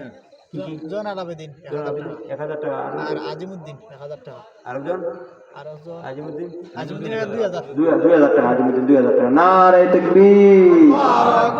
আল্লাহ আপনার বান্দারা 3 জনে 2 জনে 1000 করে, একজনে 2000 টাকা। আজিমউদ্দিন, আয় আল্লাহ দানকে কবুল করো, মঞ্জুর করো, হায়াতের মধ্যে বরকত দাও, কামাই রুজির মধ্যে বরকত দাও, আসমানি জমিনি আযাব আর গজব থেকে হেফাজত করো। সবাই বলেন আমিন।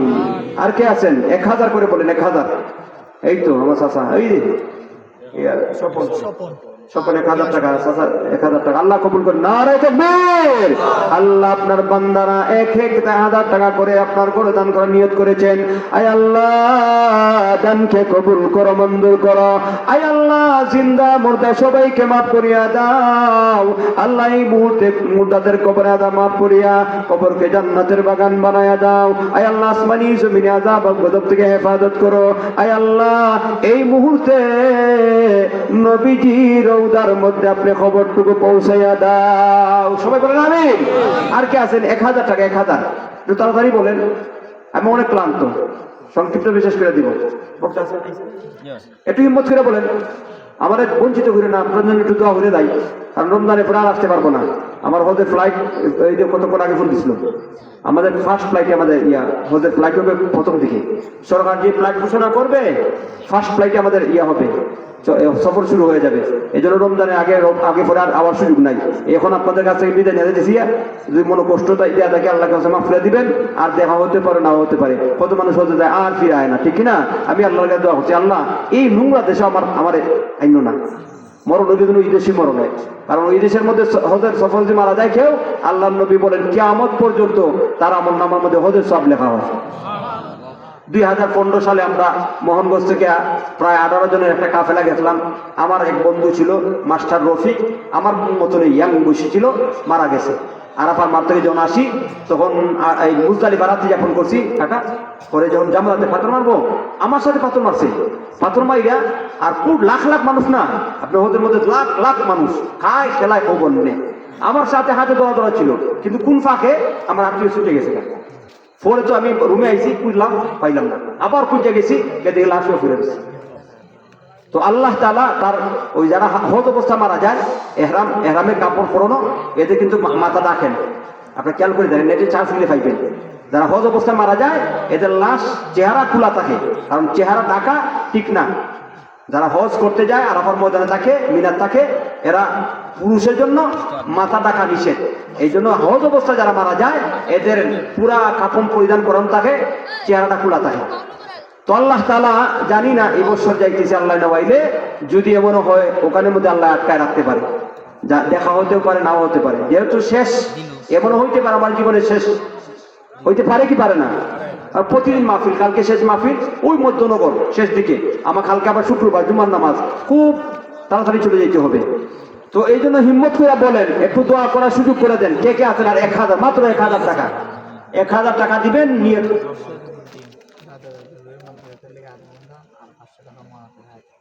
শরীফুদ্দিন মামুন ভাই কত?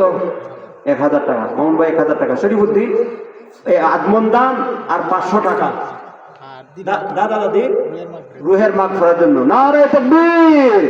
আল্লাহ আপনার বান্দারা দান করেছেন, আল্লাহ দানকে কবুল করো, মঞ্জুর করো।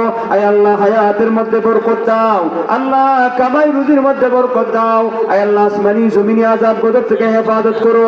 আয় আল্লাহ মক্কা মদিনা বারবার সফর করার তৌফিক দাও। আমার জীবনে 10 বার গেছি, 11 নম্বর বার।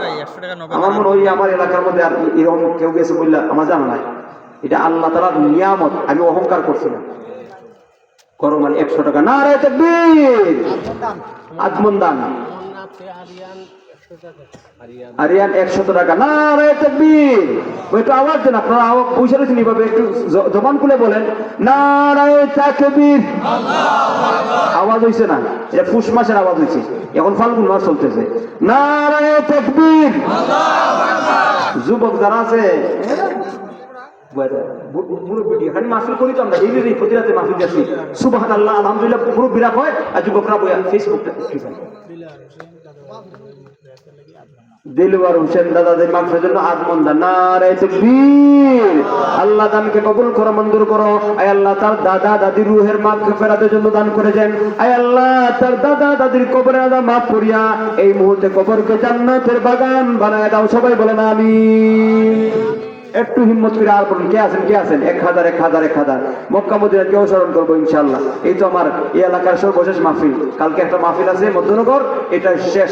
এরপরে 1 তারিখ 2 তারিখ মাহফিল রাখি না, কারণ নিজে তারাবি পড়াই তো। আমার 1 তারিখ থেকে প্রস্তুতি আছে।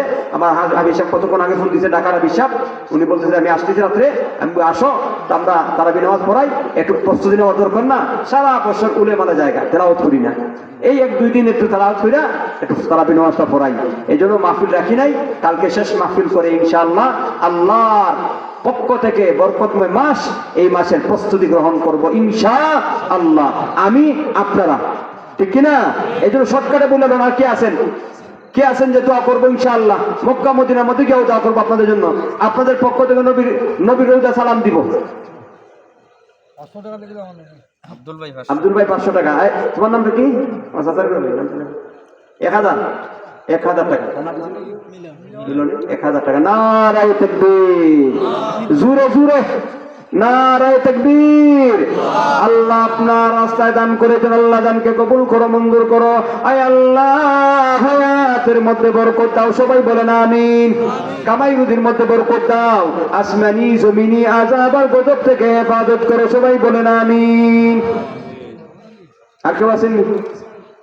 বক্তা নিয়ে হ্যাঁ বক্তা নিয়ে 100 টাকা তার দাদা দাদি রুহের মাগফিরাতের জন্য আল্লাহ কবুল করে, সবাই বলেন আমিন। আল্লাহ তার দাদা দাদির কবরকে জান্নাতের বাগান বানায়া দাও।